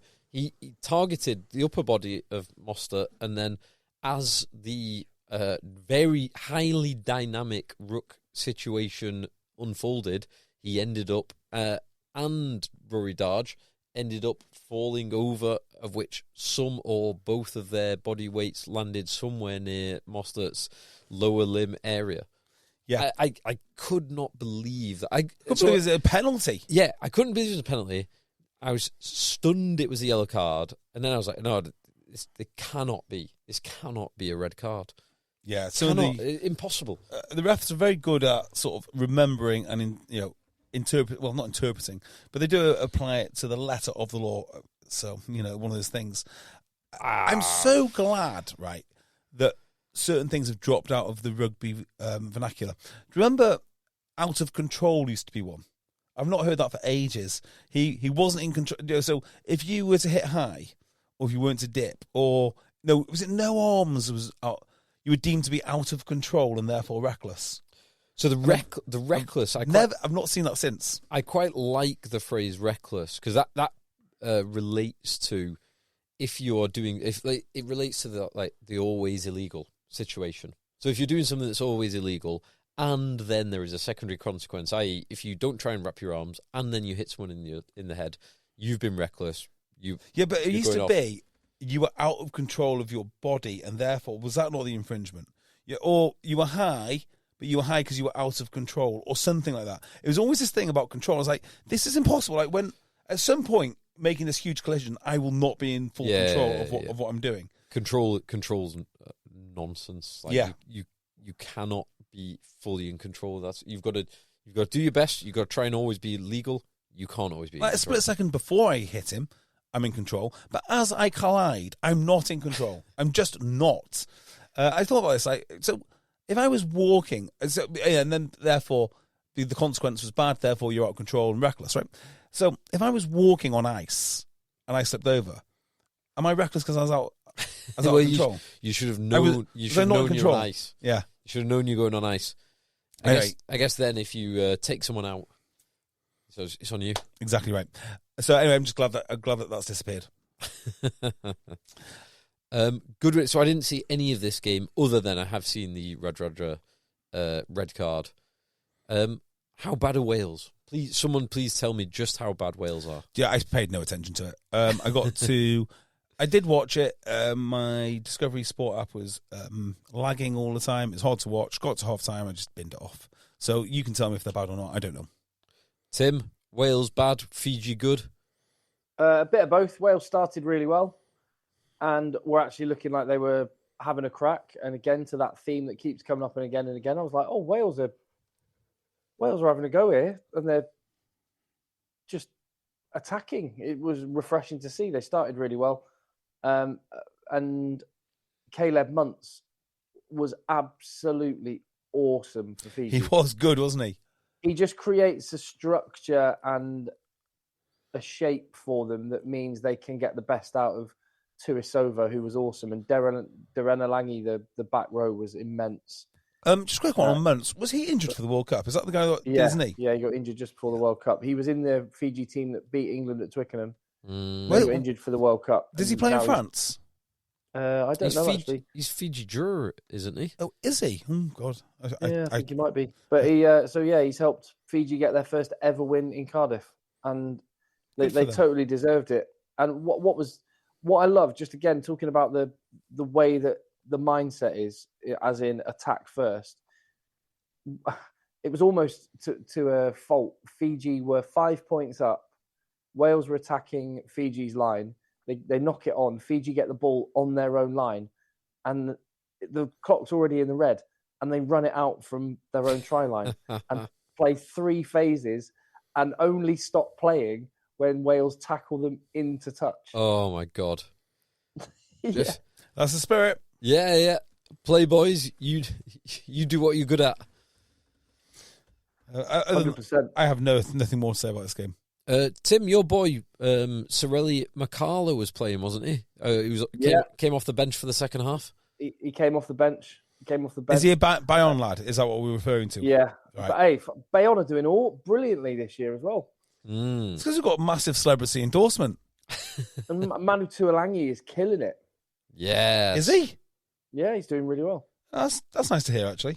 I mean, I've been waiting for him to play well for a long time. So great to hear that he's playing well now. The one from Bayonne that's doing incredibly, though, is the guy that made his France debut last night. 22-year-old, 145 kilo tight head prop, Tavita Tatafu. He's an absolute weapon. Awesome. Well, we'll get on to him. Well, yeah. Did either of you see any of the France game? Yes, I saw the first half, and I thought there's no more point watching this. Exactly what I did. Yeah, I watched the first half. I watched Biel Barry skittling down that left wing, chipping and chasing. I watched Ramos and Dupont just controlling things. I watched Tatafu and Mauvaka and Flamont and Miafu and Aldrich just dominate. And I thought, there's no point watching. It was, 38-0 at half time. I didn't need to see any more. Any Eddie Jones loss is a good loss. Good loss for me. I mean, I wish that game next week. That game next week is probably of the whole autumn series the one I'm most excited about. France New Zealand. Okay, France New Zealand is very exciting. Yes. It is a bit, isn't it? Do you want to talk about Scotland, South Africa? Because I imagine, Tim, this is the one that you're very excited about. Oh, I thoroughly enjoyed this game. I thought Scotland aside from their awful kit, were brilliant. Just one thing again today, and we saw this whole weekend, but more so at Murrayfield than anywhere. Rugby does Remembrance Day so well. Yes. Mm. Pin drop silence, and the bagpipe, loved it. Yeah, it is pretty special, isn't it? I love that as well. Although I have to say, I was at Old Trafford today, and it was done very well at Old Trafford as well. Good. With the wreaths being delivered by multiple servicemen, very good silence, some good bugle as well at OT. Oh, really? Yeah, yeah. That's cool. It was very well done, I have to say. But Rugby does it particularly well. The only time I've ever heard a silence been interrupted was when I was watching Wales, South Africa in the Millennium Stadium. A couple of South African fans shouted. Really? Yeah, they were all hushed. Shh. Right, so, Tim, question for you. This did not look like a typical South African starting pack to me. What were they thinking? Why did we see the starting team that we saw today? Well, the front five was the best they could select, but the rest of the team was kind of the second choice, basically. I think I'm working back from this because they did this throughout the Rugby Championship. Selections that were just using the whole squad and I'm sure there is some rhyme and reason and thinking behind it. Of course there is. It's not random, but it's just flipping game to game. And I'm now of the opinion that if you work back from where you want to be at the Rugby World Cup in 2027, which is 3 players in every position, and it doesn't matter which one you pick, the team still performs the same. If that was what you want to achieve, then what South Africa are doing in terms of their selection makes sense now. That makes perfect sense, and it probably highlights the weakness in other teams. For example, if you were entirely focused on having 3 people in every position for in 2027, in 3 years' time from where we are now, selecting Dan Cole as your number 2 to do a 20, 30-minute job off the bench, who will be 40 in 2027, that is probably not the right thing to do. Well, I mean, South Africa still have what are the players that are in there? Like Vincent Cox was in the team today. You've got Makazole Mapimpi. He's not going to be at the World Cup in 27. Yeah, Vili LaRue. Vili LaRue will be 37 next time. I think there is value in having people around who can do a job now and can help, and so you gradually phase people in and phase people out. But I mean, Benambi? It is fascinating to see their selection because the other element is it's a 6-day turnaround between Murrayfield and Twickenham, and we'll probably see a completely different team. Maybe a few players in the front 5 will be there, but it's a completely different team. Benambi, Etzebeth, Mostert, Quagga Smith, Andre Pollard, and Pimpy, Lekonoam, Willie LaRue, all in the 30s. Yeah, but so Benambi, as an example of those, he's 33. He'll be 36 by the time of the next World Cup. I don't see that as being a problem. No. I saw nothing to suggest that Eben Etzebeth is getting old. No. I know he physically is getting old, but sports science and whatnot and conditioning is so good now. I think we're going to see the extension of, like we talked about Johnny Sexton, but this guy is actually playing in, multiple games. But as an example, Bongi Benambi and Dan Cole, who's the one I referenced before, Dan Cole is 4 years ahead. So Dan Cole is at the point now where Bongi Benambi will be, if he plays in the next World Cup, and then he's still playing a year after that. Yeah. That is where we are. So I think there are some players like Vili LaRue, who I think off the top of my head is say 34 or 35.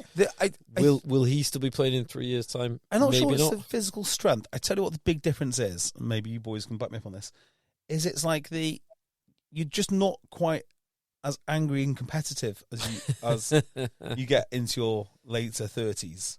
It's the explosivity. Yeah. But it's also like that, you're a little bit jaded. You listen to the coach's team talk. I've heard it all before.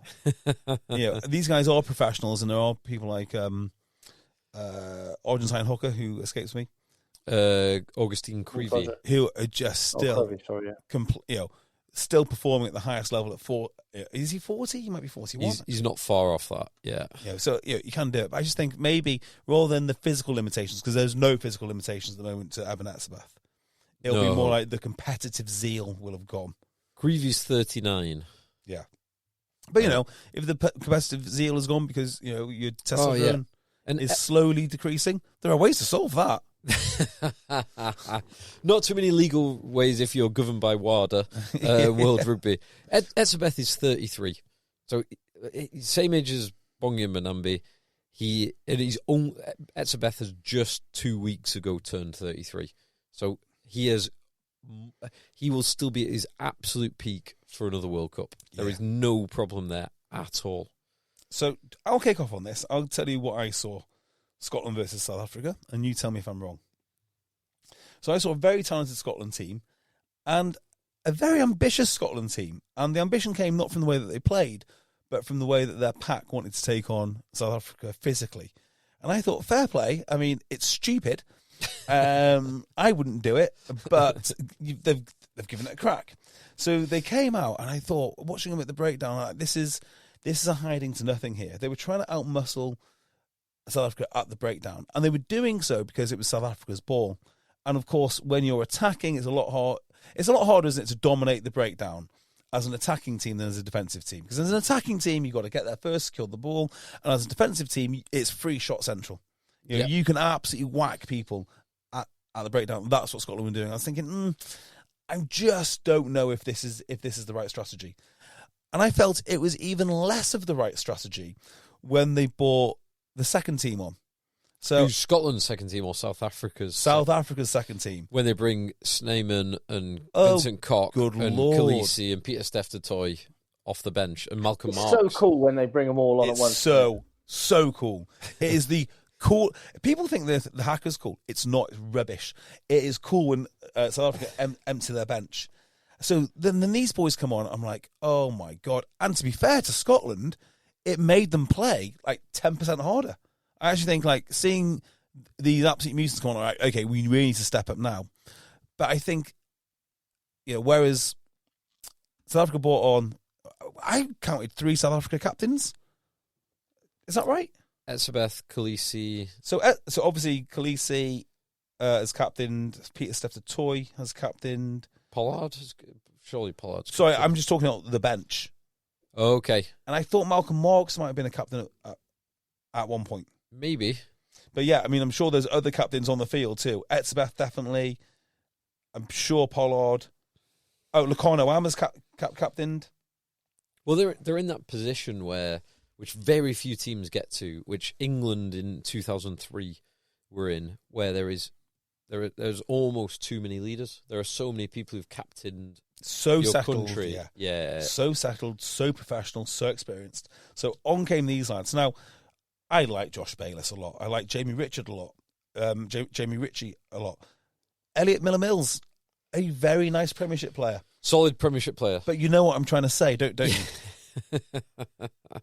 So I think what happened with Scotland, particularly the dying phases of the game, they didn't test South Africa enough. Their physicality, I mean, they did. It looked like scrappy at points, but South Africa never looked in any real danger. And as soon as 4 tries to 0. Yes. Yeah. And as soon as they sort of took their foot off the gas physically, they just dropped 2 or 3%, and you could just see South Africa starting to make yards for free. When South Africa finally went into defence and it was their turn to whack Scotland, you could see they weren't that comfortable. It was hell of an effort by the Scottish pack. I love the idea they thought they could do it, but they simply couldn't. Maybe next year. I mean, they're miles away. Again, I'll just go back to that moment. I mentioned it at the very start. 60 minutes, you're 7 points down. You've had all that pressure, penalty, yellow card, penalty, and they take 3 points. I would do, but at that point in the game, I would have taken 3 points because I think Scotland, when they looked their best, right, when they looked like they're going to hurt South Africa, is when they played a bit more Scottish. Hugh Jones on the ball, Tom Jordan, I thought was brilliant. That's what they should have done, but instead they tried to keep it tight and keep in an arm wrestle. If they'd have opened it up a bit, I mean, you don't know, do you? If they'd opened it up a bit, it might be 50 points to 15. I don't know if they could have done better than this result. But I do feel that, you wanted to have a crack. Yeah, you keep yourself in touch because you've got dangerous strike runners everywhere. Looking at the performance today, nothing tells me that kicking to the corner with their pack is going to be successful against these animals. There's no point. It's just keep getting your points, keep yourself in the fight. And actually, that Hugh Jones, is it Hugh Jones that scored the try? There's one before half time. There was it was chalked off for a knock on. That's the one. Yeah, okay. And Matt Fagerson. Yes, that was a big moment. And I was like, right, that's what they're after. So if they can keep it tight and then get one of their genius backs who are very good to score 1 or 2 tries, they're in business here. So I would have stayed in the fight because I don't think. Yeah, I just don't think you're not going to beat South Africa over 80 minutes by not scoring tries, and that was the moment. So I cannot agree that. I don't think your tries come from right that call to go for another 3 points because they were hammering South Africa's line, and fair play, South Africa's scramble defense was brilliant to keep them out. They were hammering the line, but then fine, you get your 3 points, but then you're back on your own line. Yeah, the thing is, you're hammering South Africa's line in the 22, and it becomes a different proposition because when you compress that defence, that is when it's at its absolute hardest. So I see what you're saying, like go for the line out. Hopefully get the driving more. I don't see them doing that. So my point being, they worked so hard to get that 80 metres of territory, and they just gave it all up for 3 points. Yeah. Oh, I mean, when you need to break is before you get in the 22. That's when Scotland need to break, and they didn't. So, yeah, you're onto a loser. If you think you're going to wrestle South Africa over their own line from 5 metres out, I just don't think that's a reasonable strategy. There again. They did lose, and they might have scored a try from a line-out. I don't know, but I suspect they wouldn't. I can't believe we've got. We must be over an hour into the podcast now. Probably well over an hour. I can't. There's a cup in the way. I can't say the exact time, but we've not mentioned the result of the weekend. Talk H, New Brighton. The upset of the weekend. Bigger than that. That's not an upset. Talk H. Hammering New Brighton. That's not an upset. Is it Hemel Hempstead taking down Marlow? Not taking down Tim's beloved Marlow. The Sedgley Park. No, who lost that? I mean, it's always a surprise when Sedgley Park lose, but no, it's not Sedgley Park losing to Rams. It is Spain hosting perennial World Cup attendees and victors over Fiji not that long ago. Uruguay. Spain hosted Uruguay and won. Did they? They did. Spain 33, Uruguay 24 in the stadium that we've all been in. We've all love that stadium. I love that stadium. It's a great little campus, isn't it? It is. Great campus.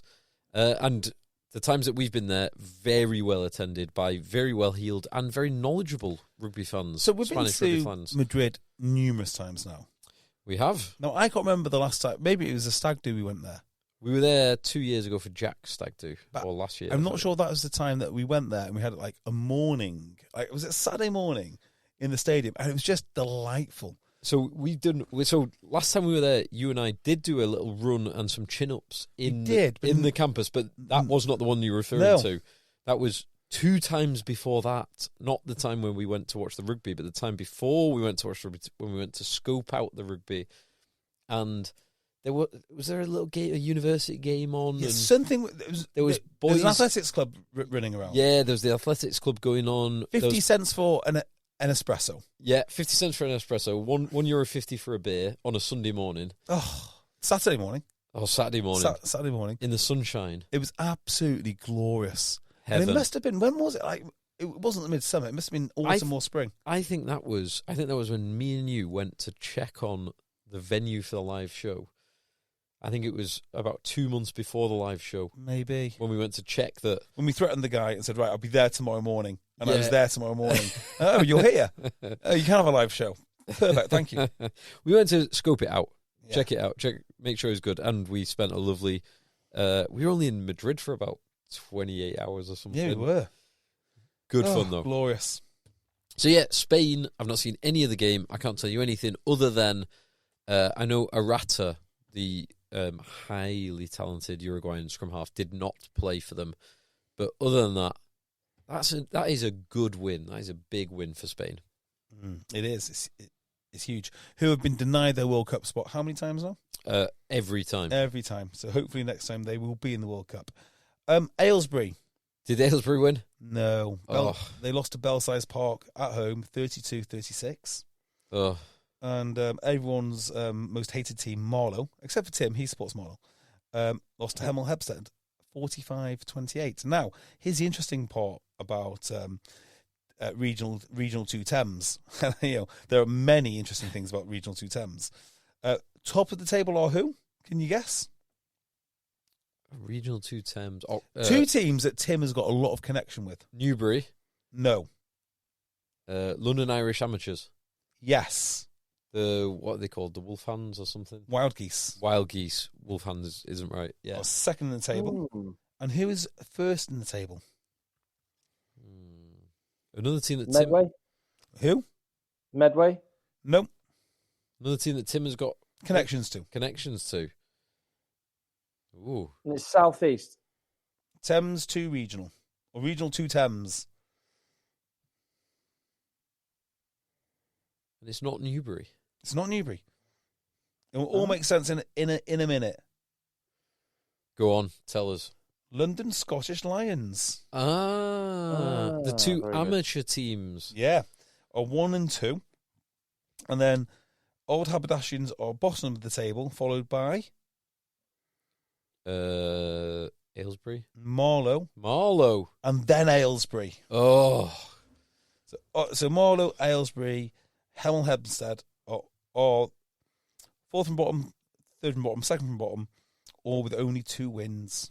Oh, there you go.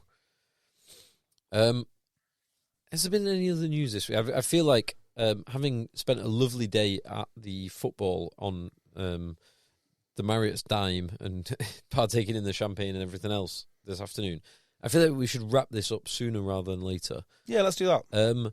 Is there any, before we get into next weekend's games, is there anything else, any other rugby news that's happened this week? I can't, off the top of my head, I can't think of anything. I can't think of anything. Other than Tim Cocker's trip to Amsterdam. So, Tim, tell us about Amsterdam. Tell us about this. Amsterdam. Oh, man. So, well, obviously, what goes on the boat stays on the boat. It was a rugby weekend. Of course. Fun was had. Uh-huh. Who's with you there?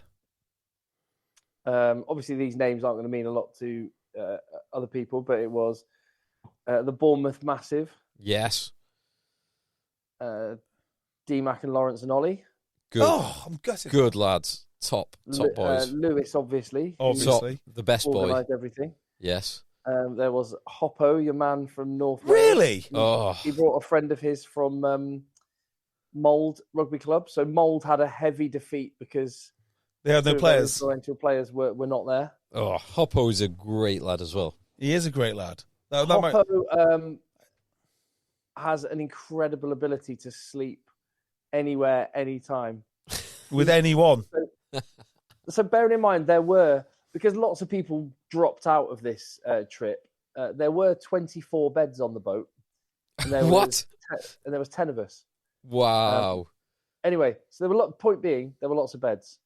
Hoppo, I wake up on Saturday morning after a very good Friday night, and Hoppo is sat on the most uncomfortable part of the sofa, sat bolt upright, asleep, with his leg crossed, and he's been sat there the whole night. That's incredible. And then on Saturday night, Friday night caught up with him, and he had to leave early. Only he went back to the boat without a key to get onto the boat. So he slept for several hours just on the deck, and it's very cold in Amsterdam. Oh, my word. I know. And all he knew was when we got off the ferry, which is right next to where our boat was. And yeah, we met there were these Venezuelan people on the boat. And anyway, we said, come back to the boat and we'll play some tunes and stuff. So Hoppo is just, I don't know what Venezuelan people. Venezuela, just a crowd of Venezuelans. People, just people, yeah. Okay, yeah. No further questions. crowd of Venezuelans. Anyway, so that's Hoppo's been asleep on this boat and just bounces straight up and starts busting moves to Despacito. He's incredible. He is a great boy. Yeah, He's such a good boy. Amsterdam it's an amazing and strange place. I did a lot of walking around. I love walking around cities. Same. Yeah, it's good. Well, running, just so you get it done. Yeah, I brought my trainers, and DMAC was going to run with me on Saturday, and then we didn't. But we did. I did. I think. Let me have a look at my step count today. 24,000 steps today. Good lad. I'm on 4,000. 4,000. Yeah. Have I told you about my step challenge that I set myself at the start? 10,000 every day for a whole year. Yes. So I set myself a little challenge, partly because of my weak ankle from last year, but I set myself the challenge of doing 10,000 every single day this year, and we've only got 6 weeks left. I have managed to hit at least 10,000 every day. Now, some days have involved me marching up and down the street at like 11 p.m. to get over 10,000 because I've not done it throughout the day, but I have not failed yet, and I do not intend to. Yeah, just so you know, this is a real thing. I wasn't aware of it until we went to Falmouth sailing. Oh, yeah. And then I found out the hard way when, inexplicably, Phil had asked me to walk down corridors. So he just said, like... When we're at the airport... Yeah, do you want to go down this corridor? I was like, I guess I do, yeah. And we come back, and he's like, do you want to go do it again? I was like, well, why? And we had to do it over and over again. And then I was like, fuck, is this for your step challenge? Yes, it is. But I made a bet with myself, and I am going to prove myself right or wrong, I guess, depending on which way you look at it. Mm. Yes. Yes. Right, next week's fixtures. Go for it. So, Friday night. Ireland are playing again on Friday night. They're hosting Argentina this time, which... Well, if you want a team that might play differently, Argentina would be the one. They are a team that play differently. And they've got incredible attacking players. I don't think they're going to want to play the Ireland way. However, I don't think they'll have a choice, and I think Ireland batter them. I think Ireland win by 15 points in that game. Yeah, not much more to say. Cool. Next. After that, South Korea, Zimbabwe. How do you see that going? South Korea, Zimbabwe. Is that a real game? That is a real game. Amazing. Where's it been played? In South Korea. No, it's not.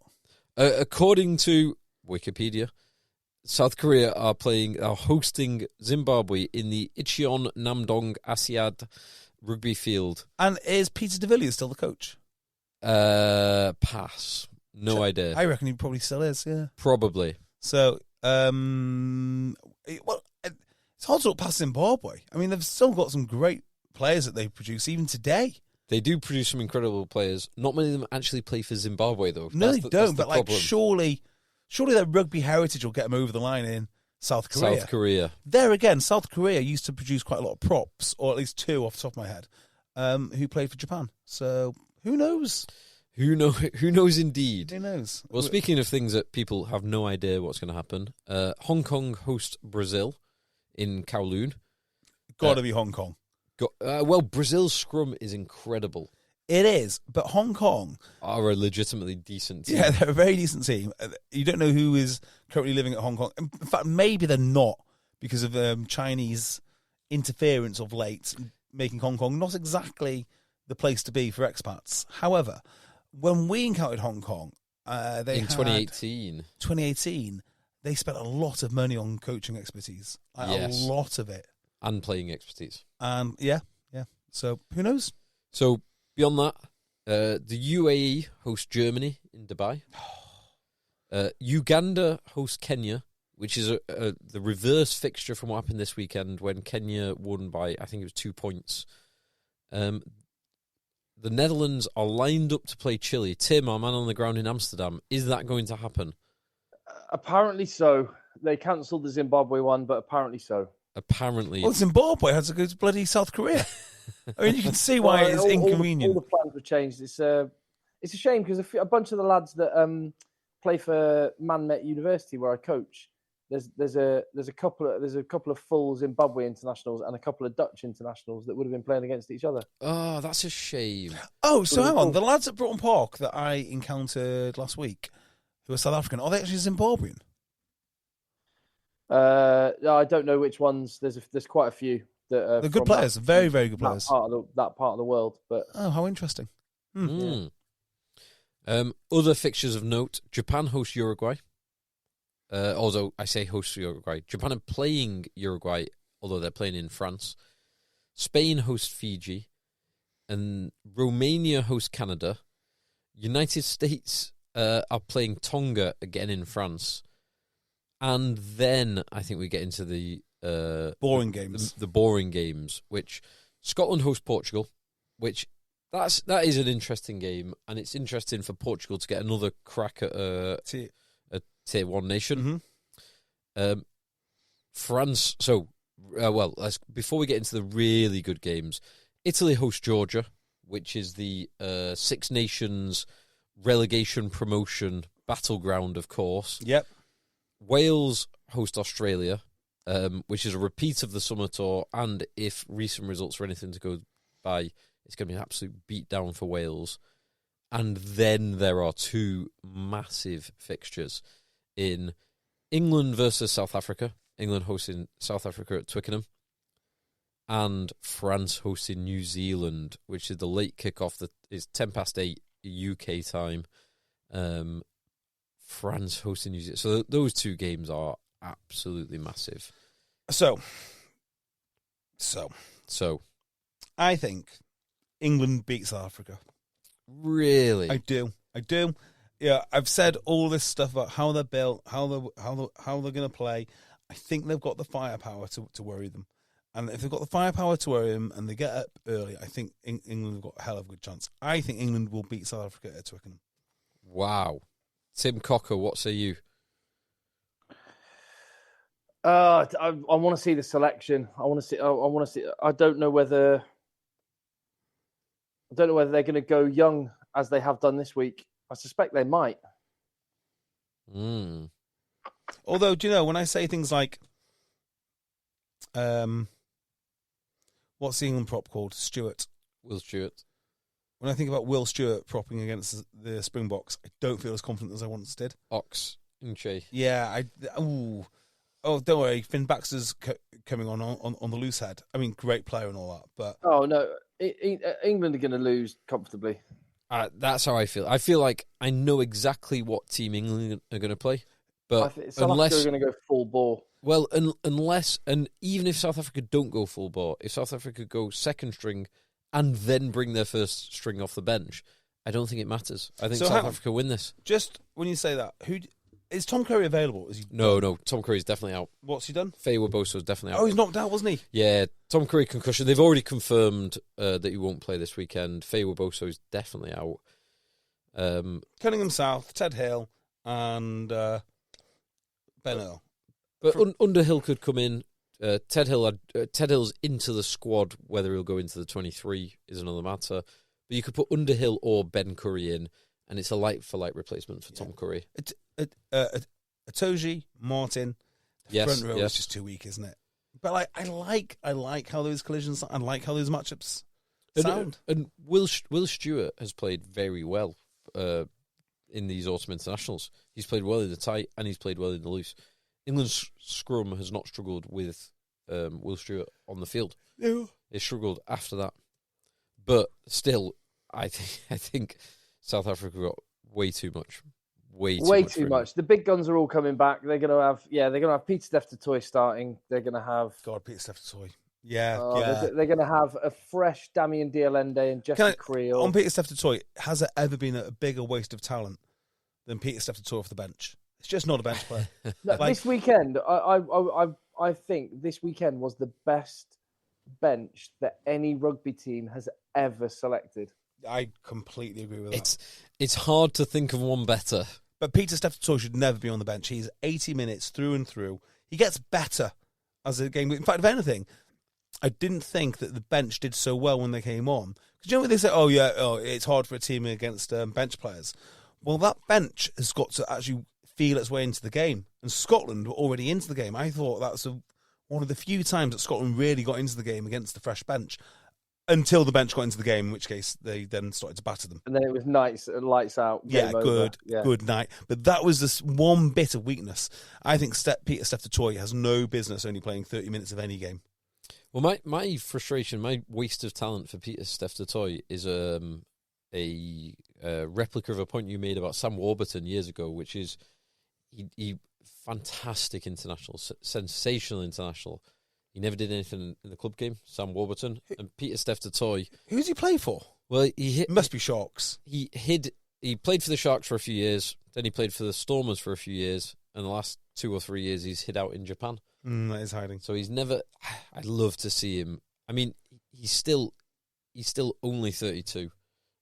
He's got another 4 years. He's got at least another Toulouse for a handful of years. He could go to Racing. That's who you buy. He could go to any team. Don't buy Khaleesi ever. You buy Peter Steph. Jesus Christ, it's so obvious, isn't it? You want to win something. Imagine Peter Steph and Owen Farrell on the same team. Oh, I mean, one of them's brilliant. Like I say, if Owen Farrell was a South African, he'd be my favourite player. 100%. Yeah, I'd love him. Such a Springbok 10. It's unreal. Yeah, no. Yeah. So yeah, Colby's coming back. Arendts is coming back. Fassi will be in. They're going to absolutely rinse England. They're going to be massive. Yeah, they're going to be massively up for it as well. Yeah, no, I think you're wrong. So, two say South Africa win, one says England win, and then France. I'm saying box by 20. Box by 12. England don't win or lose by a lot, but they just always lose by 2 points. So I'm hoping for a deluge. Even though I'm going to Twickenham for this game, I'm hoping for it to absolutely hammer down. So we've called that game France New Zealand. JB, how many points are France going to win by? More than Tim thinks South Africa will beat England by. So 21 points or more. Yeah, I'd say France so. Yeah. I'm really hoping France do a number on them here. I can't wait for that. I love that. I've said it before. I love that time fixture of game. Yeah, I do as well. 8 o'clock on a Saturday evening. Get the kids down, settle in on my own, no one to disturb me. No. My missus is working a weekend as well, so she's not around. You're completely wrong on that. The best time to watch that game, okay, in my personal experience, is you finish the game of rugby, right? You go to the bar, you watch the end of whatever game it is, you nip into Didsbury, you go to, we used to go to the Crown, and then it kicks off. It's like, yes, I can watch and because it's France as well, it's always France in that time slot. It's brilliant. It's only better when it's pushed back to 8:30, 9. 9 o'clock is even better. But watching rugby at that time, slightly hazy, after a game of rugby, it's just joyous. I'm curious whether I think Galtier. It looks like he's picked a bunch of kids just to give him a game against Japan. I think he might actually have picked against Japan the team that he's going to play against New Zealand. I think he's going to play Leo Barre at fullback. I think he's going to play Gaeton. Obviously, Penaud will come in, but other than that, I think Olivon isn't going to play and Roumat is going to start instead of him. I think there's a bit of a changing of the guard with France. Do you think Ramos at 10 is a thing forever then? Until Intermac's back. Okay. Who plays 10 for Jalabert. Toulouse? Sorry? Who's playing 10 for Toulouse? Ramos. Yeah. Well, I guess the answer to this is who would Dupont want to play 10 and just let him have the 10? It should have been like that. I mean, I guess that's what Owen Farrell did for the longest time. Who would you like to play 9 with you? Not Ben Spencer. Anyone but Ben Spencer. Yeah. Well, whether it was Dupont saying this, but there have been rumblings that the selection of Ramos at 10 has been the French players saying to Galtier that's who they want there. Jalabert, I don't know that to be true, but that's just a little word on the grapevine. But Jalabert is brilliant, but World Cup quarter-final, he wasn't Intermac. Is Jalabert fit? He's not, is he? Yeah, he was on the bench. Yeah. Oh, was he? He's on the bench. Yeah. He's played for what's Bordeaux cool this then year. is you've got the two Bordeaux halfbacks on the bench, Luku and Jalabert. Yeah. Yeah, but Luku, he never, in an important... So I know he came on for 15 minutes in this game, but if it's an important game, he's never going to come on. Yeah, so I think DuPont was so good. I think you need a replacement scrum half and a reserve fly half. They're not the same things. So you need to replace your scrum half because of wear and tear and scrum half stuff. You'd never replace your fly half. But you never replace DuPont. Good point. You need someone just in case DuPont falls apart. Yes, this is true. Which he almost never. The only time I've ever seen him fall apart is when he had a Namibian ball of concrete, a Namibian head smashed into his cheek. God, imagine the panic knowing that he broke a cheekbone, and then getting him back as well. There are the fixtures. Tim Cocker, thank you very much for joining us from Amsterdam Airport, or the airport hotel. Very good of you. Thank you, gents. Appreciate it. Excellent. Right, mate. Safe travels, and we'll see you next week. Let the boys end. Let the boys end. Sweet. This episode is brought to you by Progressive Insurance. Fiscally responsible, financial geniuses, monetary magicians. These are things people say about drivers who switch their car insurance to Progressive and save hundreds. Visit Progressive.com to see if you could save. Progressive Casualty Insurance Company and Affiliates. Potential savings will vary, not available in all states or situations. My dad works in B2B marketing. He came by my school for career day and said he was a big ROAS man. Then he told everyone how much he loved calculating his return on ad spend. My friends still laugh at me to this day. Not everyone gets B2B, but with LinkedIn, you'll be able to reach people who do. Get a $100 credit on your next ad campaign. Go to linkedin.com/results to claim your credit. That's linkedin.com/results. Terms and conditions apply. LinkedIn, the place to be, to be. Every idea starts with a problem. Warby Parker's was simple. Glasses are too expensive. So they set out to change that. By designing glasses in-house and selling directly to customers, they're able to offer prescription eyewear that's expertly crafted and unexpectedly affordable. Warby Parker glasses are made from premium materials like impact-resistant polycarbonate and custom acetate. And they start at just $95, including prescription lenses. Get glasses made from the good stuff. Stop by a Warby Parker store near you.